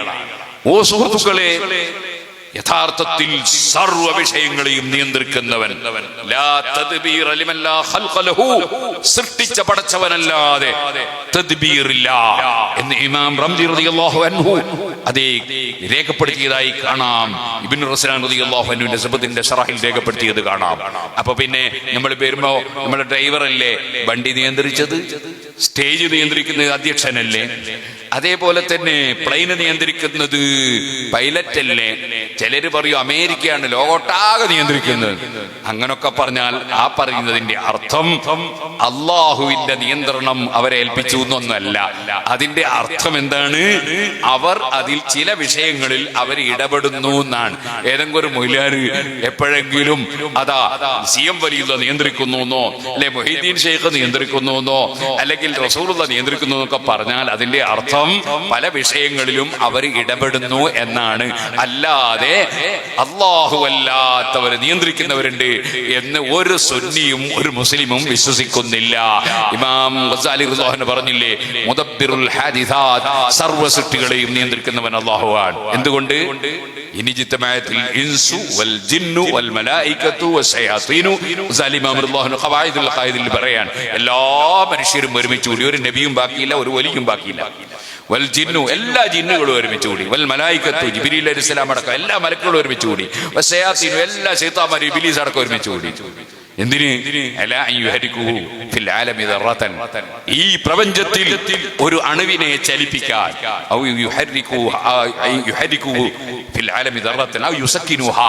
അല്ലെങ്കിൽ ഒരു അണുവിനെ നിശ്ചലമാക്കാൻ. എന്നാൽ എങ്ങനെ? അല്ലാഹു ഉദ്ദേശിക്കാതെ ഒരണുവിനെ ചലിപ്പിക്കാനോ നിശ്ചലമാക്കാനോ എല്ലാ നബിമാരും എല്ലാ മലക്കുകളും എല്ലാ ശൈത്താന്മാരും എല്ലാ ജിന്നുകളും ഒരുമിച്ച് കൂടിയല്ല അവർക്ക് സാധിക്കൂല. അല്ലാഹു ഉദ്ദേശിക്കാതെ ഇവിടെ ഒന്നും നടക്കൂല. മാഷാ അല്ലാഹു കാൻ വമാ ലം യശഅ ലം യകുൻ. അല്ലാഹു ഉദ്ദേശിക്കാതെ ഇവിടെ ഒന്നും നടക്കൂല. ഇത് വിശ്വസിക്കുന്നവർക്കാണ് അഹ്ലുസ് സുന്നത്തി വൽ ജമാഅ എന്ന് പറയുന്നത്. അവരാണ് സലഫിന്റെ വഴിയിലുള്ളവർ. അതേ സമയത്ത് നിങ്ങൾ ചിന്തിക്കണം, അള്ളാഹുവിനെ സംബന്ധിച്ച് പിഴച്ച വാദം ഉന്നയിച്ചു റാഫിളത്ത്. അവരെ വാദം എന്താണ്? സിദ്ദീഖുൽ അക്ബർ പിഴച്ചുപോയി, ഉമർ ഇബ്നു ഖത്താബ് റളിയല്ലാഹു അൻഹു പിഴച്ചുപോയി. അതിന് കാരണം പറഞ്ഞ എന്താണ്? സിദ്ദീഖ് റളിയല്ലാഹു അൻഹു പിഴച്ചുള്ളതിന് ഒരു തെളിവ് പറഞ്ഞ എന്താ അറിയോ? റസൂൽ സല്ലല്ലാഹു അലൈഹി വസല്ലം ചെയ്യാത്ത ഒരു നല്ല കാര്യം ചെയ്തു. റസൂൽ സല്ലല്ലാഹു അലൈഹി വസല്ലം 10 ദിവസത്തെ ബാലൻസും കെട്ടിച്ചു. ഇതുപോലെ ഇല്ല. റസൂലുള്ളാഹി സ്വല്ലല്ലാഹു അലൈഹി വസല്ലം അതേ ഡേറ്റ് വാങ്ങിയിട്ട് വാല് വെച്ചു. ഓരോ മൗലവിമാരും ഡേറ്റ് വാങ്ങിയിട്ട് വാല് വെച്ചു. ഇല്ല. റസൂൽ സല്ലല്ലാഹു അലൈഹി വസല്ലം ദേവാ കോളേജ് ഉണ്ടാക്കിനോ? ഇല്ല. റസൂൽ സല്ലല്ലാഹു അലൈഹി വസല്ലം ബുഖാരി പോലത്തെ ഒരു ഹദീസിന്റെ കിതാബ് ഉണ്ടാക്കിനോ? ഇല്ല. റസൂൽ സല്ലല്ലാഹു അലൈഹി വസല്ലം തങ്ങൾ അതേ ഒരു ഫിഖഹിന്റെ ഗ്രന്ഥം ഉണ്ടാക്കിനോ? ഇല്ല. റസൂലുള്ള മദ്രസ ഉണ്ടാക്കിനോ? ഇല്ല. നബി സല്ലല്ലാഹു അലൈഹി വസല്ലം പള്ളിക്ക് മിനാർ ഉണ്ടാക്കിനോ? ഇല്ല. അപ്പൊ അതൊക്കെ റസൂൽ ചെയ്യാത്ത കാര്യം എല്ലാം തെറ്റാ. റസൂൽ സല്ലല്ലാഹു അലൈഹി വസല്ലം ചെയ്യാത്ത എല്ലാ കാര്യവും തെറ്റാ. പക്ഷേ എന്ത് ചെയ്തു എന്നറിയോ? റാഫിളത്ത് സിദ്ദീഖ് റളിയല്ലാഹു അൻഹു പരിശുദ്ധ ഖുർആൻ ആദ്യം മുതൽ അവസാനം വരെ 2 ചട്ടയുടെ ഉള്ളിലായി പൂർണ്ണമായി എഴുതി വെച്ചു. മാനവറിൽ എഴുതിയതല്ല, ഏതാ നേതൃത്വം കൊടുത്ത് കൽപ്പിച്ച് എഴുതിപ്പിച്ചു. അത് റസൂൽ സല്ലല്ലാഹു അലൈഹി വസല്ലം ചെയ്യാത്ത കാര്യമാണ്. ഖുർആൻ എഴുതി വെച്ചിട്ടുണ്ടായിരുന്നു, പക്ഷെ എല്ലാം കൂടി ഒന്നിച്ചല്ല. അത് റസൂലുള്ള ചെയ്യാത്ത കാര്യം ചെയ്തതിനാൽ റാഫിളത്ത് എന്ന് പറയുന്ന പുത്തൻവാദികൾ പറഞ്ഞു, ഒരു നല്ല കാര്യവും റസൂലുള്ള ചെയ്യാത്തത് ചെയ്യാൻ പാടില്ല. അതുകൊണ്ട് സിദ്ദീഖുൽ അക്ബർ പിഴച്ചു പോയി എന്ന് പറഞ്ഞു. ഇതന്നല്ലേ ഇന്ന് നബിദിനെ കഴിക്കുമ്പോ അതിനെ എതിർക്കുന്ന മുജാഹിദും പറയുന്നത്? റസൂലുള്ള അങ്ങനെ ബിരിയാണി വെച്ച് കൊടുത്തിട്ടില്ല, അതുകൊണ്ട് ബിരിയാണി വെച്ചൂടാ. എന്നാ ഇവന്റെ പുരയിൽ പുതിയ പുര ഉണ്ടാക്കി താമസിക്കുമ്പോ അവൻ ബിരിയാണി വെച്ച് കൊടുക്കുന്നുണ്ട്. നബി സല്ലല്ലാഹു നിങ്ങൾ പുതിയ പുര ഉണ്ടാക്കി താമസിക്കുമ്പോൾ ബിരിയാണി വെച്ച് കൊടുത്തിരുന്നോ? ഇല്ല. അപ്പൊ എന്താ അവിടെ എന്റെ പുരയോട് എനിക്ക് വലിയ ബഹുമാനുണ്ട്. എന്നാ ഞങ്ങൾക്ക് ഞങ്ങളെ റസൂലുള്ളാഹിനോട് എന്റെ പുരേനെ കാണാൻ ബഹുമാനുണ്ട്. ഞങ്ങൾ ആ ആദരവ് പ്രകടിപ്പിക്കാനാണ് കൊടുക്കുന്നത്, ആ സ്നേഹം പ്രകടിപ്പിക്കാനാണ് കൊടുക്കുന്നത്. അപ്പൊ സുഹൃത്തുക്കളെ, നിങ്ങൾ ആലോചിക്കണം, നല്ല കാര്യം റസൂല ചെയ്യാത്തത് ചെയ്തുകൂടാന്ന വാദം ഉന്നയിച്ചവർ റാഫിളത്ത. ഖുർആനിൽ അല്ലാഹ് പറഞ്ഞതോ വഫഅലുൽ ഖൈറ ലഅല്ലക്കും തുഫ്ലിഹൂൻ. എത്രയോ ആയത്തുണ്ട്, നിങ്ങൾക്ക് എല്ലാവർക്കും കാണാതെ അറിയുന്ന ഒരു ആയത്താണ്. ഫമൻ യഅമൽ മിസ്ഖാല ദർറത്തിൻ ഖൈറൻ യറ. ഒരു അണുമണി തൂക്കം ഖൈർ ചെയ്താ അതിന് വർഷം പ്രതിഫലം തരും. അപ്പൊ ആ ഖൈറ് ചെയ്ത വകയിൽ സിദ്ദീഖുൽ അക്ബർ പിഴച്ചുപോയി എന്ന് റാഫിളത്ത് വാദി. ആ റാഫിളത്തിന്റെ അനുയായികളാണ് ഇന്നത്തെ പുത്തൻവാദികൾ, അല്ലാതെ സലഫിന്റെ അനുയായികൾ അല്ല. പിന്നെ അവർ ഉമർ ഇബ്നു ഖത്താബ് പിഴച്ചു പോയി എന്ന് പറഞ്ഞാൽ എന്താണ്? ഇമാം സർഖസി റളിയല്ലാഹു അൻഹുവിന്റെ കിതാബുൽ മബ്സൂത്ത് അതിൽ മഹാനവറുകൾ പറയാണ്, അവർ വായിച്ചു ഉമർ ഇബ്നു ഖത്താബ് റളിയല്ലാഹു അൻഹു പിഴച്ചു പോയി എന്ന് വായിച്ചു. എന്താ കാരണം? ഉമർ റളിയല്ലാഹു അൻഹു തറാവീഹ് നിസ്കാരം 20 റക്അത്ത് നബിതങ്ങൾ നിസ്കരിച്ചതുപോലെ, പക്ഷേ നബിതങ്ങൾ 3 ദിവസമാണ് നിസ്കരിച്ചത് ജമാഅത്തായിട്ട്, അത് എല്ലാ ദിവസവും നടപ്പാക്കി. അപ്പൊ റസൂലുള്ളാഹി എല്ലാ ദിവസവും അങ്ങനെ നടപ്പാക്കിയിട്ടില്ല. അതുകൊണ്ട് ഉമർ ഇബ്നു ഖത്താബ് ഇസ്ലാമിൽ ഇല്ലാത്ത പുതിയ സംഗതി കൊണ്ടുവന്നു. അതിനാൽ ഉമർ ഇബ്നു ഖത്താബ് പിഴച്ചു പോയി എന്ന് റാഫിളത്ത് വാദിച്ചു. ആ റാഫിളത്തിനെ പിന്തുടർന്നവരാണ് തറാവീഹിനെ തള്ളിപ്പറയുന്നവരും തറാവീഹിന്റെ എണ്ണം ചുരുക്കുന്നവരും. റാഫിളത്തിനെ തള്ളിപ്പറയുന്നവരാണ്, അല്ല സലഫിനെ പിന്തുടർന്നവർ അല്ല. സലഫിൽ ഒരു സഹാബിക്കും തർക്കമുണ്ടായിട്ടില്ല, അവരെല്ലാവരും 20 റക്അത്ത് തറാവീഹാണ് നിസ്കരിച്ചത്. ഇനി എല്ലാവരും എഴുന്നേറ്റുന്ന് ഒരു സലാത്തിൽ ഞാൻ നിർത്തുകയാണ്. ഞാൻ ചെറിയ കുറച്ച് ഉദാഹരണങ്ങൾ മാത്രം പറഞ്ഞതാണ്. മഹാനായ ഉമർ ഇബ്നു ഖത്താബ് റളിയല്ലാഹു അൻഹുവിന്റെ ഭാര്യ ആതിക ബീവി റളിയല്ലാഹു അൻഹ മഹദിക്ക് വീട്ടിൽ വെച്ച് നിസ്കരിക്കലാണ് ഖൈർ എന്ന് അറിയാത്തതിനാൽ പള്ളിയിലേക്ക് പുറപ്പെട്ടു പോയി. ആരും കാണൂല എന്ന് വിചാരിച്ചിട്ട് ഇരുട്ടത്ത് അത് ഉമർ ഇബ്നു ഖത്താബ് അടിച്ചിട്ട് നിർത്തിച്ചു. അടിച്ചത് ആ പെണ്ണിന് ഭർത്താവാണ് അടിച്ചതെന്ന് തിരിയാത്ത മട്ടത്തിലാണ്. കാരണം അമ്പകയിൽ കുടുംബകലഹമൊന്നും ഉണ്ടാകണ്ട, വീട്ടിൽ പ്രശ്നമൊന്നും ഉണ്ടാകണ്ട, ഒളിച്ചു നിന്നിട്ടാണ് അടിച്ചത്. നിർത്തിച്ചു. അപ്പൊ സലഫിന്റെ ശൈലി എന്താണ്? പെണ്ണുങ്ങൾ പള്ളിയിൽ പോകണ്ടെന്നാണ്. അതുകൊണ്ടാണ് ബഹിജത്തുൻ നുഫൂസ് എന്ന ഗ്രന്ഥത്തിൽ ബുഖാരിയുടെ ശറഹിൽ അബൂ ജംറത്തുൽ ഉൻദുൽസി റളിയല്ലാഹു അൻഹു പറഞ്ഞ ഖുലഫാഉർ റാഷിദീങ്ങളുടെ കാലത്ത് പെണ്ണ് ജമാഅത്തിന് പോകുന്നത് തടഞ്ഞു. അപ്പൊ സലഫിന്റെ വഴി എന്താണ്? പെണ്ണുങ്ങളെ ജുമാഅക്കും ജമാഅത്തിനും പറഞ്ഞേക്കാതിരിക്കലാണ്. ഇരുന്നോളൂ. ഓ സുഹൃത്തുക്കളെ, ഇനി നിങ്ങൾ ഏത് വിഷയം എടുത്തോളൂ, സഹീഹുൽ ബുഖാരിയിലെ 916 നമ്പർ ഹദീസ്, അതിലുള്ളത് എന്താണ്? ഉമർ ഇബ്നു ഖത്താബ് ഉസ്മാൻ ഇബ്നു അഫ്ഫാൻ റളിയല്ലാഹു അൻഹു ഭരിക്കുന്ന കാലത്ത് ജുമാഅക്ക് 2 ബാങ്ക് സ്ഥിരപ്പെട്ട് കഴിഞ്ഞു. ഫതബത്തൽ അംറു അലാ ദാലിക. അതാരാ പറഞ്ഞത്? 7ാമത്തെ വയസ്സിൽ ഹജ്ജിന് പോയ സഹാബിയായ സായിബ് ഇബ്നു യസീദ് റളിയല്ലാഹു അൻഹു. പോയത് ആരാ കൂടെയാ? നബി സല്ലല്ലാഹു അലൈഹി വസല്ലം കൂടെയാ. ആ സായിബ് റളിയല്ലാഹു അൻഹു ആണ് പറയുന്നത്, എന്ത് ജുമാ നിസ്കാരത്തിന് 2 ബാങ്ക് സ്ഥിരപ്പെട്ട് കഴിഞ്ഞു. കാരണം ഒരു സഹാബിക്കും തർക്കല്ല, അങ്ങനെ അത് പറ്റൂല എന്ന് ആരാ പറഞ്ഞത്? അത് മുജാഹിദും ജമാഅത്ത് ഇസ്ലാമിയും. അപ്പൊ അവര് സലഫിന്റെ വഴിയിലാണോ? സഹാബത്തിന്റെ വഴിയിലല്ല, സലഫിന്റെ വഴിയിലല്ല, ഇമാം ബുഖാരിയുടെ വഴിയിലല്ല, ഷാഫി ഇമാമിന്റെ വഴിയിലല്ല, മാലിക് ഇമാമിന്റെ വഴിയിലല്ല, ആ 3 നൂറ്റാണ്ടിൽ ജീവിച്ച ഒരു മഹാന്റെ വഴിയിലുമല്ല പുത്തൻവാദികൾ. ഇനി നിങ്ങൾ നോക്കൂ, സുബ്ഹാനല്ലാഹ്, അഹ്മദ് ഇബ്നു ഹംബൽ റളിയല്ലാഹു അൻഹു ഖബറിന്റെ അടുത്ത് ചെല്ലുമ്പോ ആരോ ഖുർആൻ ഓതുകയാണ്. അപ്പോൾ മഹാനവറുകൾ ആദ്യം അത് വേണ്ടെന്ന് പറഞ്ഞു. പക്ഷേ അവിടെ വെച്ച് അബ്ദുല്ലാഹി ഇബ്നു ഉമർ റളിയല്ലാഹു അൻഹു എന്ന സഹാബി ഖബറിന്റെ അടുക്കൽ വെച്ച് സൂറത്തുൽ ബഖറയുടെ ആദ്യവും അവസാനവും ഓതാൻ വേണ്ടി വസിയ്യത്ത് ചെയ്തിരുന്നു എന്ന സംഭവം ഒരാൾ വിവരിച്ചു കൊടുത്തപ്പോൾ അഹ്മദ് റളിയല്ലാഹു അൻഹു പറഞ്ഞു, എന്നാൽ ഓതൂ ഖുർആൻ ഖബറിന്റെ അടുക്കൽ. ഇമാം ഷാഫിഈ റളിയല്ലാഹു അൻഹുവിന്റെ മയ്യിത്തും വെച്ചിട്ട് ശിഷ്യന്മാര് ഖുർആൻ ഓതി. ലൈസ് റളിയല്ലാഹു അൻഹു വഫാത്തായപ്പോൾ മഹാനായ ശാഫിഈ ഇമാം റളിയല്ലാഹു അൻഹു ഖത്തം ഓതി, ഖത്മ തീർത്തു ഖബറിന്റെ അടുക്കൽ. അത് പിന്നെയും കാലകാലമായി തുടരുന്നു എന്ന് ഇമാമികൾ രേഖപ്പെടുത്തുന്നു. അപ്പൊ സലഫിന്റെ വഴി എന്താണ്? ഖബറിന്റെ അടുക്ക ഖുർആൻ ഓതലാണ്, ഓതാതിരിക്കലല്ല. അതേപോലെ മയ്യിത്ത് കൊണ്ടുപോകുമ്പോൾ സലഫിന്റെ പതിവ് എന്താണ്? അദ്കാറിൽ നിങ്ങൾക്ക് കാണാം ഒരു അധ്യായം തന്നെ, ബാബുമായ ഖൂലുൽ മാശി മഅൽ ജനാസ, ജനാസ കൊണ്ടുപോകുമ്പോൾ എന്ത് ചൊല്ലണം എന്ന് പറയുന്ന അധ്യായം. മൗനജാത നടത്തണമെന്നല്ല, ചൊല്ലണോന്ന. ചൊല്ലണം എന്ന് പറയുന്ന അധ്യായം. എന്താണ് ചൊല്ലാൻ നല്ലത്? അക്സിറൂ ഫിൽ ജനാസത്തി ഖൗല ലാ ഇലാഹ ഇല്ലല്ലാഹ്. ജാമിഉ സഗീറുൽ ഹദീസ് കാണാം, ലാ ഇലാഹ ഇല്ലല്ലാഹ് ചൊല്ലേണ്ടത്. മനസ്സിലായില്ലേ? ഏതോ ഒരു സ്ഥലത്ത് നിന്ന് എപ്പോ ഒരിക്കല് ഏതോ ഒരാള് ഒരു ബുർദ ചൊല്ലിയിട്ടുണ്ടെങ്കിൽ ബുർദിയാ ചെല്ലേണ്ടതെന്ന് ഇനി നാട്ടിൽ കുഴപ്പമുണ്ടാക്കരുത് കേട്ടോ. ബുർദ ചെല്ലുന്നതിന് എതിരൊന്നുമല്ല ഞാൻ. ഇനിയിപ്പോ അങ്ങനെയും പറയണ്ട. നമ്മൾ സാധാരണ മുമ്പേ ആലിമീങ്ങളിൽ നിന്ന് കേട്ടു വന്നതും കണ്ടുവന്നതും അതാണ് നടപ്പാക്കേണ്ടത്. അത് അക്സിറൂ ഫിൽ ജനാസത്തി ഖൗല ലാ ഇലാഹ ഇല്ലല്ലാഹ്. നബി സല്ലല്ലാഹു അലൈഹി വസല്ലം തങ്ങൾ പറഞ്ഞതോ അതേ, ഇദാ ഹദർതുമുൽ മരീദ അബിൽ മയ്യിത ഫഖൂലു ഖൈറാ. നിങ്ങൾ മയ്യിത്തിന്റെ അടുക്കലോ മരണം ആസന്നമായ രോഗിയുടെ അടുക്കലോ എത്തിയാൽ നിങ്ങൾ ഖൈറായത് ചൊല്ലിക്കോ. ബുർദയും ഖൈറാണ്, പക്ഷേ ഏറ്റവും ഖൈറ് ലാ ഇലാഹ ഇല്ലല്ലാഹ് എന്ന ദിക്റാണ്, ഖുർആനോത്താണ്. അതുകൊണ്ടാണ് നമ്മൾ ആലിമീങ്ങൾ പഴയകാലം മുതലേ മരിച്ച മയ്യിത്തിനടുക്കൽ യാസീൻ ഓതുന്നു. യാസീൻ പ്രത്യേകം തന്നെ ഹദീസിൽ വന്നതാണ്. ഖുർആൻ ഓതുന്നു. അതേപോലെ തന്നെ മരിച്ച മയ്യിത്ത് കൊണ്ടുപോകുമ്പോൾ ലാ ഇലാഹ ഇല്ലല്ലാഹ് ദിക്ർ ചൊല്ലുന്നു. അതെങ്ങനെ ചൊല്ലണം? ദാകിറൻ ബിലിസാനിഹി സിർറൻ, നാവ് കൊണ്ട് പതുക്കെ ചൊല്ലണം എന്ന് തുഹഫയിൽ പറഞ്ഞു. അതിനാണ് നമ്മളൊരു മൗലവി അർത്ഥം വെച്ചത്, പതുക്കെ നാവ് കൊണ്ട് ഓർക്കാം. നാവ് കൊണ്ട് ഓർക്കലുണ്ടോ? മുട്ടോണ്ട് മൂത്രമൊഴിക്കലുണ്ടോ? സുഹൃത്തുക്കളെ, നാവ് കൊണ്ട് ചൊല്ലണം എന്നാണ് അതിന്റെ അർത്ഥം. അങ്ങനെ ചൊല്ലുമ്പോൾ എത്ര ശബ്ദം വേണം? നിങ്ങൾ മൈക്കും വെച്ചിട്ട് ബാങ്ക് കൊടുക്കുമ്പോഴത്തെ ശബ്ദം വേണ്ട, മൈക്കും വെച്ച് ചൊല്ലണ്ട. നിങ്ങൾ പതുക്കെ ചൊല്ലിയാൽ മതി. ഇഖാമത്ത് പതുക്കെ, അതേ ബാങ്ക് ഉറക്കെ നമ്മൾ പറയലില്ലേ? അതിനർത്ഥം ഇഖാമത്ത് ഒരാളും കേട്ടുകൂടാന്നല്ലോ. അപ്പൊ പതുക്കെ ദിക്ർ ചൊല്ലണം, വലിയ ശബ്ദത്തിൽ വേണ്ട. അതാണ് ഇമാം നവവി സുകൂത്ത് എന്ന് പറഞ്ഞതിന്റെ അർത്ഥമെന്ന് എല്ലാ പണ്ഡിതന്മാർക്കും അറിയാം. അപ്പൊ നാവ് കൊണ്ട് ദിക്ർ ചൊല്ലി കൊണ്ടുപോകണം. അതാണ് സലഫിന്റെ വഴി. എന്നാൽ ഏതെങ്കിലും മുമ്പ് കാലങ്ങളിൽ ചിലര് മെല്ലെ ചൊല്ലി പോകുമ്പോ, തീരെ ശബ്ദമില്ലാതെ ചൊല്ലുമ്പോ ചില സാധാരണക്കാര് ചിലപ്പോ മൂല്യന്മാര് തന്നെ അങ്ങോട്ടും ഇങ്ങോട്ടും വർത്താനം പറഞ്ഞ് ഇന്ന് വരും. അതുകൊണ്ട് വർത്താനം പറയാനുള്ള ചാൻസ് ഉണ്ടാകരുത്.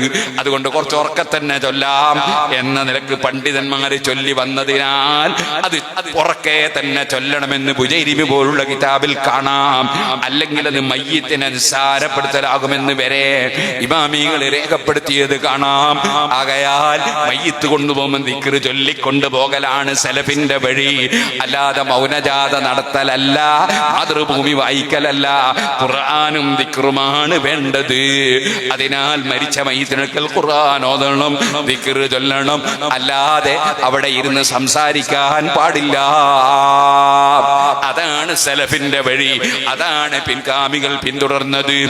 ഇനി ഫത്ഹുൽ മുഈൻ മുത്തഅല്ലിമീങ്ങൾക്കറിയാം, ഒരു സ്ഥലത്ത് പറയുന്നുണ്ട് ലിത്തിബാഇ സലഫി വൽ ഖലഫി. അതെവിടെയാ പറഞ്ഞത്? യുസ്തറതു കൗനുഹാ അറബിയ്യതൻ, ഖുതുബ അറബിയിൽ തന്നെ ആകണം. എന്താ തെളിവ്? ലിത്തിബാഇ സലഫി വൽ ഖലഫി. അതെ, സലഫും ഖലഫും എന്നാൽ 3 നൂറ്റാണ്ടിന് ശേഷമുള്ളവരും അതിന് മുമ്പുള്ളവരും എല്ലാവരും അറബിയിലാണ് ഖുതുബ ഓതിയത്. അതുകൊണ്ട് അറബി തന്നെ ഖുതുബ ഓതണം. അതിന് വേറൊരു പ്രയോഗമാണ് മഹല്ലിയിലും സറഹുൽ കബീറിലൊക്കെ, കമാ ജറാ അലൈഹിൻ നാസ് ലിമാ ജറാ അലൈഹിൻ നാസ്. സ്വഹാബികൾ മുതൽക്കുള്ള എല്ലാവരും അറബിയിൽ മാത്രമാണ് ഖുതുബ ഓതിയത്. അതിന്റെ പുറമെ അല്ലാഹുവിന്റെ റസൂൽ പറഞ്ഞിട്ടുമുണ്ട്, സല്ലൂ കമാ റഅയ്തുമൂനി ഉസല്ലി, ഞാൻ എങ്ങനെ നിസ്കരിക്കുന്നതാണോ നിങ്ങൾ കണ്ട് മനസ്സിലാക്കിയത് അതുപോലെ നിസ്കരിക്കണമെന്ന് പറഞ്ഞിട്ടുണ്ട്. അല്ലാഹുവിന്റെ റസൂൽ നിസ്കരിച്ച ഭാഷയിലല്ലാതെ ഖുതുബ ഓതിയിട്ടില്ല, ഖുതുബ ഓതിയ ഭാഷ ല്ലാതെ നിസ്കരിച്ചിട്ടില്ല. ഖുതുബക്കൊരു ഭാഷ, നിസ്കാരത്തിനൊരു ഭാഷ.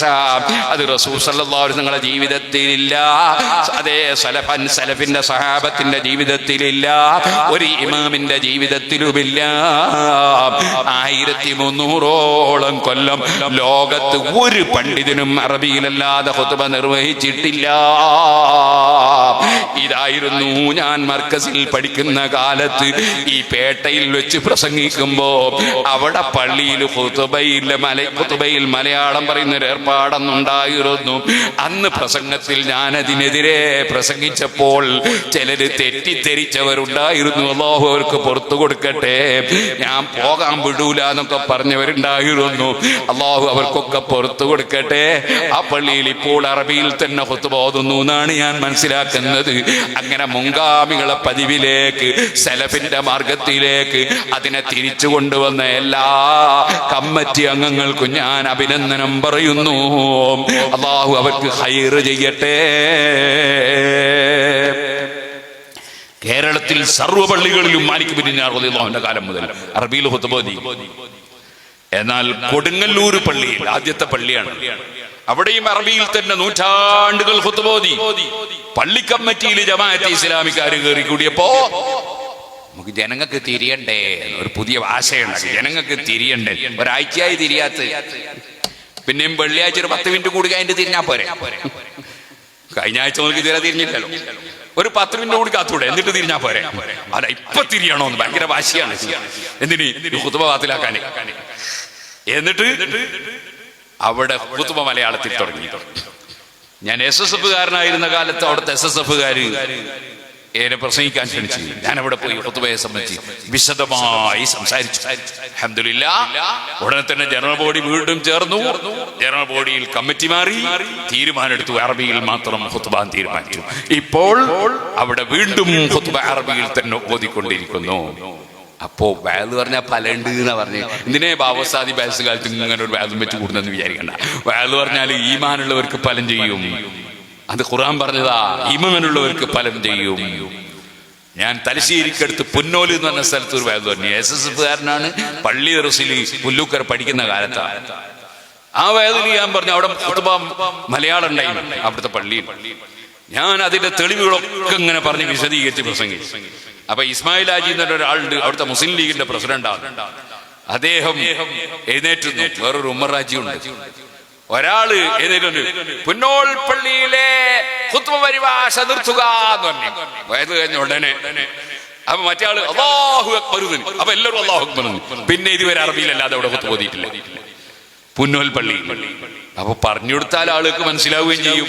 അള്ളാനെ പേടിക്കുന്നവര്, സ്വർഗം കിട്ടണമെന്ന് വിചാരിക്കുന്നവര്, നരകത്ത് കടന്നുകൂടാന്ന് വിശ്വസിക്കുന്നവര്, റസൂലുള്ളാഹിന്റെ പൊരുത്തം കിട്ടണം, അള്ളാഹിന്റെ പൊരുത്തം കിട്ടണമെന്ന് വിചാരിക്കുന്നവര് പറഞ്ഞു കൊടുത്താൽ നന്നാവും കേട്ടോ. ചിലർ ചോദിക്കും ഇങ്ങനെ പറഞ്ഞിട്ട് എന്താ കാര്യമാണ്? പണ്ട് കാര്യമൊക്കെ ഉണ്ട്, കാര്യമില്ല എന്ന് വെറുതെ പറയാ. കാര്യമുണ്ട്. ഈമാനുള്ളവര് നന്നാവും. മുഅ്മിനീങ്ങൾക്ക് ഫലം ചെയ്യും. ഫലം ചെയ്തതിന്റെ ഉദാഹരണമാണ് ഞാൻ പറഞ്ഞത്. അപ്പൊ അറബിയിൽ തന്നെ ഖുത്ബ നിർവഹിക്കണം. അത് സലഫിന്റെ വഴിയാണ്. മുൻഗാമികളാരും അറബിയിലല്ലാതെ ഓതിയിട്ടില്ല. അതിന്റെ ഭാഷ മാറ്റിയത് സലഫിനെതിരാണ്. പിന്നെന്ത് സലഫി? സുബ്ഹാനല്ലാഹ്. മുതലക്കുളം മൈതാനി എന്ന് പറയുന്നത് മുതലയില്ല, കുളമില്ല, എന്നെന്ത് മുതലക്കുളം മൈതാനി? എന്ത് സലഫി? സുബ്ഹാനല്ലാഹ്. ചേടൻ എന്ന് പറയുന്നുണ്ട്, ചേട് കേട്ടുകൂടാത്ത.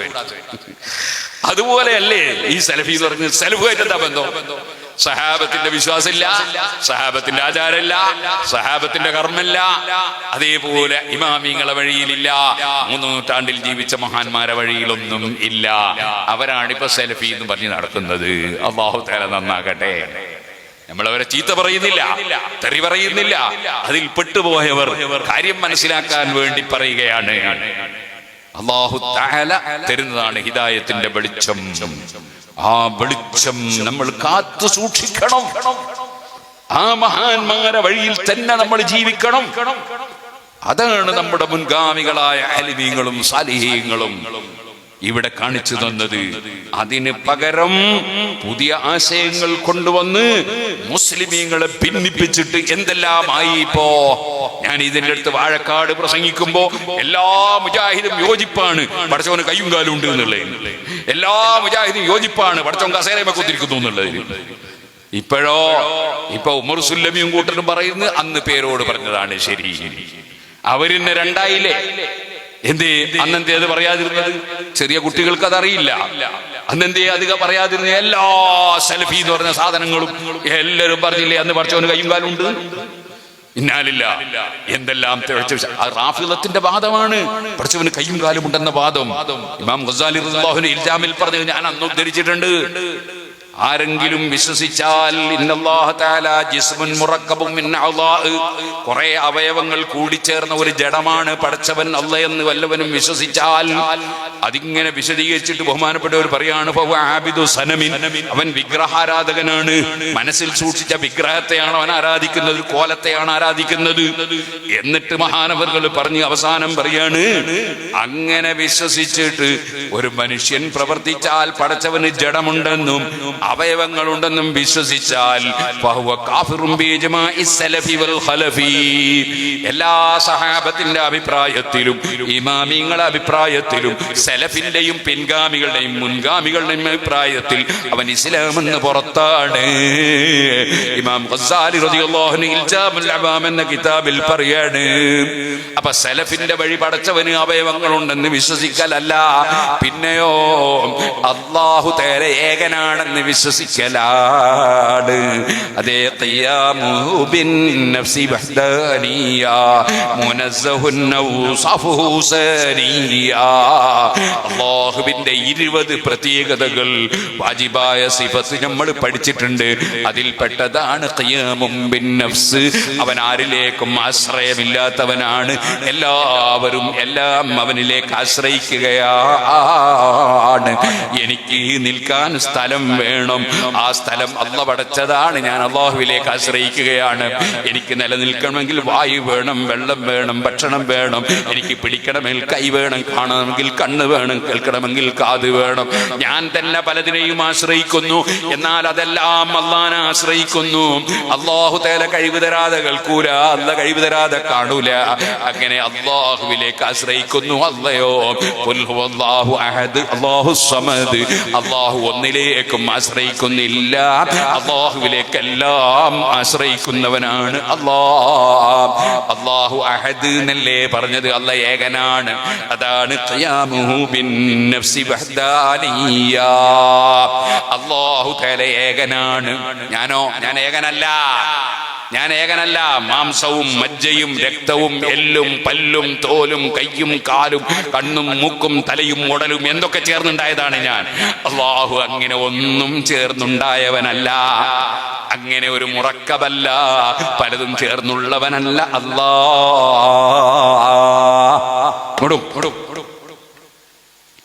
പിന്നെയോ അല്ലാഹുവിന് അവയവങ്ങളുണ്ടെന്ന് വിശ്വസിക്കാൻ പാടില്ല, ജഡമുണ്ടെന്ന് വിശ്വസിക്കാൻ പാടില്ല. അല്ലാഹു ജല്ല ജലാലുഹു ഏത് നിലക്കും ഏകനാണ്. അവനെ പോലെ ഒരു കഴിവ് ലോകത്ത് ആർക്കുമില്ല, ഒന്നിനുമില്ല. അവൻ കൊടുക്കുന്ന കഴിവേ ഉള്ളൂ. അവനെ പോലത്തെ ഒരു അറിവ് വേർക്കാർക്കില്ല, കാരണം അവൻ കൊടുക്കുന്ന അറിവേ ഉള്ളൂ. അവനെ പോലത്തെ കേൾവി വേറെ ആർക്കില്ല, അല്ലാഹ് കേൾപ്പിച്ചു കൊടുക്കുന്നതേ കേൾക്കൂ. ഇങ്ങനെ തുടങ്ങിയിട്ട് എല്ലാം അല്ലാഹുവിൽ നിന്ന് വ്യത്യസ്തമാണ്. അല്ലാഹ് മാത്രം ഏകനാണ്. അല്ലാഹുവിന്റെ പ്രവൃത്തിയോ അത് സൃഷ്ടിക്കലാണ്. നമ്മളെ പ്രവൃത്തി സൃഷ്ടിക്കലല്ല, ഇടപെടലാണ്, ബന്ധപ്പെടലാണ്. അതേ അതുപോലെ നിമിത്തമാകലാണ്. സൃഷ്ടിക്കുന്നവൻ അല്ലാഹുവാണ്. ഞാനിപ്പോൾ നിങ്ങൾക്ക് ഇൽമു പറഞ്ഞു തരാൻ ഇടപെടുന്നു. എന്റെ ഈ വാക്ക് സൃഷ്ടിക്കുന്നത് പടച്ചവനാണ്. എന്റെ കഴിവുകൊണ്ട് എനിക്ക് സംസാരിക്കാൻ കഴിയില്ല. എന്റെ ശരീരത്തിൽ ഞാൻ സംസാരിക്കുമ്പോൾ ഏത് നരമ്പാണ് ചലിക്കേണ്ടത്, ഏത് നരമ്പാണ് ചലിക്കാണ്ടിരിക്കേണ്ടത്, അതുപോലും എനിക്കറിയില്ല. സംസാരം പടക്കുന്നവൻ അല്ലാഹുവാണ്. ഞാൻ ഈ സംസാരവുമായി ഇടപെടുമ്പോൾ അല്ലാഹു സംസാരം പഠിച്ചു തരികയാണ്. എന്റെ കൈ ഉയർത്താൻ ഞാൻ ഉദ്ദേശിക്കുമ്പോൾ അല്ലാഹ് ഉദ്ദേശിച്ചാലേ ഞാൻ അങ്ങനെ ഉദ്ദേശിക്കുള്ളൂ. അങ്ങനെ ഉദ്ദേശിക്കുമ്പോൾ ആ ഉയർത്തലിനെ അല്ലാഹ് പഠിച്ചു തരികയാണ്. ഇല്ലെങ്കിൽ എനിക്ക് ഉയർത്താൻ കഴിയില്ല. ആകയാൽ എല്ലാം കുല്ലും മിൻ ഇൻദില്ലാഹ്, മുഴുവനും അല്ലാഹുവിങ്കിൽ നിന്നാണ്. അല്ലാഹ് മാത്രമാണ് ഏകനായുള്ളത്. ഇത് വിശ്വസിക്കലാണ് സലഫിന്റെ വിശ്വാസം. അതാണ് സുന്നത്ത് ജമാഅത്തിന്റെ വിശ്വാസം. അല്ലാഹുവിന് കയ്യും കാലും ഉണ്ടെന്നൊക്കെ വിശ്വസിച്ചാൽ അവൻ സലഫിന്റെ വഴിയിലല്ല. സുഹൃത്തുക്കളെ, അതുകൊണ്ട് വളരെ കൃത്യമായി സുന്നത്ത് ജമാഅത്തിന്റെ ആശയങ്ങൾ പഠിക്കണം. അതിനാണിപ്പോ കേരള മുസ്ലിം ജമാഅത്തിന്റെ കീഴിൽ കേരളം ഒട്ടാകെ ആദർശ സമ്മേളനങ്ങൾ നടത്തുന്നു. നിങ്ങളെവിടെയും സമ്മേളനങ്ങൾ ഉണ്ടാകും. നിങ്ങൾ കേട്ട് പഠിക്കണം, നിങ്ങളതിൽ പോയി പങ്കെടുക്കണം. ആദർശ സമ്മേളനങ്ങൾ നടത്തുന്നത് നമ്മുടെ ആശയം എന്താണെന്ന് പഠിക്കാനാണ്. നമ്മുടെ ആശയം പഠിക്കണം. നമ്മുടെ മദ്രസയിൽ നിന്ന് പഠിച്ച് പലരും മറന്നു പോകുന്നുണ്ട്. അത് നന്നായിട്ട് പഠിച്ചു വെക്കണം. അത് മറന്നിട്ടാണ് പലരും വ്യാജത്വരീക്കത്തിലേക്ക് പോകുന്നത്. പലരും സുബ്ഹാനല്ലാഹ് പല വാദങ്ങളും ഉന്നയിക്കുന്നത് മദ്രസയിൽ നിന്ന് പഠിച്ച അഖീദ മറന്നുപോയിട്ടാണ്. അത് മറക്കാൻ പാടില്ല. അത് നല്ല ഓർമ്മയിൽ വേണം. അല്ലാഹു സുബ്ഹാനഹു വ തആല നമുക്ക് ഹഖിനെ ഹഖായി മനസ്സിലാക്കി അഷ്റഫുൽ ഖൽഖ് സല്ലല്ലാഹു അലൈഹി വസല്ലം പഠിപ്പിച്ച ദീൻ, സഹാബത്ത് പഠിപ്പിച്ച ദീൻ, അയിമ്മത്ത് പഠിപ്പിച്ച ദീൻ, നമ്മുടെ മുൻഗാമികൾ പഠിപ്പിച്ച ദീൻ, ആ ദീനിൽ ഉറച്ചു നിന്ന് ജീവിച്ച് മരിക്കാൻ തൗഫീഖ് നൽകുമാറാകട്ടെ.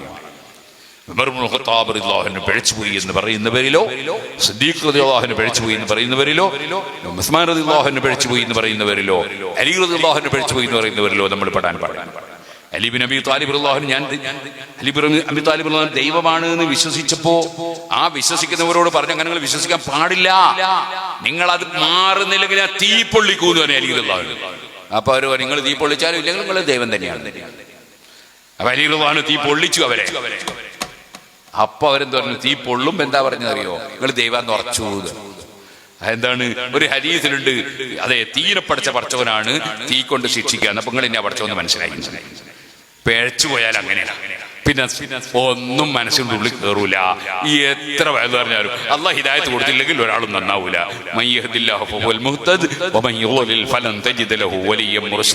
ചിലര് പറയൂലേ, ഹേ ഭയങ്കര വെല്ലുവിളിയൊക്കെ നടത്തിയാലും തെളിവിണ്ടേ കൊണ്ടുപോകാന്നൊക്കെ പറയും. തെളിവ് കൊണ്ടുകൊടുത്താൽ വിശ്വസിക്കും. ഞങ്ങൾ വിചാരിക്കുന്നത് വിശ്വസിക്കൂല. അള്ളാഹു വെളിച്ചം കൊടുക്കാതെ തെളിച്ചം കിട്ടൂല.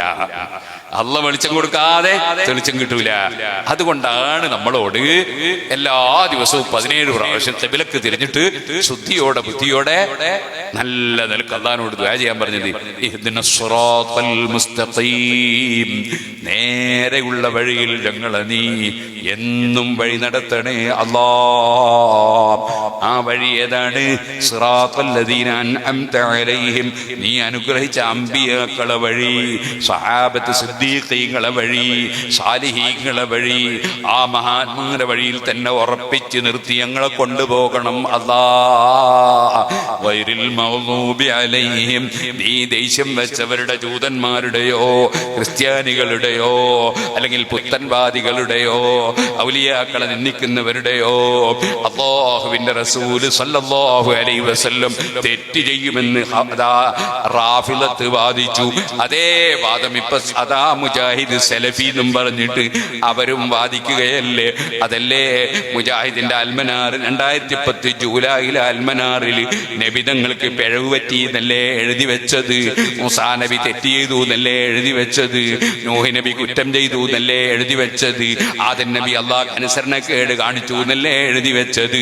ഇതുപോലെ ജമാഅത്തെ ഇസ്ലാമിയുടെ ചോദ്യോത്തരങ്ങൾ എന്ന പുസ്തകത്തിന്റെ 28ാമത്തെ പേജിൽ മൗദൂദി പഠിപ്പിച്ചത് ഇന്നും IPH പ്രസിദ്ധീകരിക്കുന്നില്ലേ. അതിൽ പറഞ്ഞ് മൂസാ നബി മഹാകുറ്റം പ്രവർത്തിച്ചിരുന്നു, അദ്ദേഹം ഒരു മനുഷ്യനെ വധിക്കുകയുണ്ടായി എന്നല്ലേ പറഞ്ഞത്. സുബ്ഹാനല്ലാഹ്, കേട്ടാ തോന്നും മൂസാ നബി ഒരു വീരപ്പനാണ് എന്ന് തോന്നും. ഈ രൂപത്തിൽ അമ്പിയാക്കളെ കുറിച്ചുള്ള വിശ്വാസം ഇതൊന്നും സലഫിന്റെ വിശ്വാസമല്ല, സാലിഹീങ്ങളെ വിശ്വാസമല്ല. അതുകൊണ്ടാണ് പടച്ചവനോട് താണുകേണ് ദുആ, സിറാത്തൽ ലദീന അൻഅംത അലൈഹിം ഗൈറിൽ മഗ്ദൂബി അലൈഹിം വലദ്ദാല്ലീൻ, പിഴച്ചവരുടെ വഴിയിലാക്കല്ലേ അല്ലാഹ്. കാരണം ഒരു സെക്കൻഡ് കൊണ്ട് മനുഷ്യന്റെ ഹിദായത്ത് പോയി പോകാൻ സാധ്യതയുണ്ട്. അതുകൊണ്ട് എപ്പോഴും ദുആ ചെയ്യണം.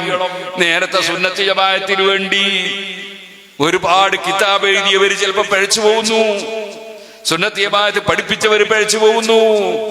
കാരണം ഏത് സമയത്തും പഠിച്ചവരോട് ഹിദായത്ത് നിലനിർത്തി തരാൻ വേണ്ടി ദുആ ചെയ്യണം. എന്റെ ചെറുപ്പക്കാരൊക്കെ എഴുന്നേറ്റ് നിൽക്കണം. അല്ലാഹുവേ, ഞങ്ങളുടെ മജ്‌ലിസ് നീ ദുആക്ക് ഉത്തരമുള്ള മജ്‌ലിസ് ആക്കണം റഹ്മാനേ. എല്ലപ്പോഴും ദുആർക്കല്ല ഏറ്റവും വലിയ ദുആ, അല്ലാഹുമ്മ ഹ്ദിനാ ഫീമൻ ഹദൈത്, ഞങ്ങളെ സന്മാർഗത്തിൽ ഉറപ്പിച്ചു നിർത്തണേ. അതേ സിറാത്തൽ ലദീന അൻഅംത അലൈഹിം ആ വഴി ഏതാണ്? അതേ, നീ സന്മാർഗം കൊടുത്തവരോടൊപ്പം ഞങ്ങളെ ഹിദായത്തിൽ നിർത്തണേ എന്നല്ലേ ഖുനൂത്തിലെ ദുആ. അത് തന്നെയല്ലേ സിറാത്തല്ലദീന അൻഅംത അലൈഹിം, നീ അനുഗ്രഹിച്ച മഹാന്മാരുടെ വഴിയിൽ തന്നെ നടത്തണേ. ആ വഴിയാണ് സുന്നത്ത് ജമാഅത്തിന്റെ വഴി. അല്ലാഹുവേ, അത് പിന്തുടർന്ന് ജീവിച്ച് മരിക്കാൻ ഞങ്ങൾക്ക് നീ ഭാഗ്യം തരണേ അല്ലാഹ്.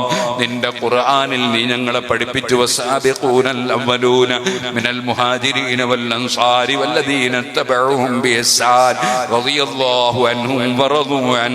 സഹാബത്തിനെ പിന്തുടർന്നവരെ നീ പൊരുത്തപ്പെട്ടു എന്ന് പഠിപ്പിച്ചു.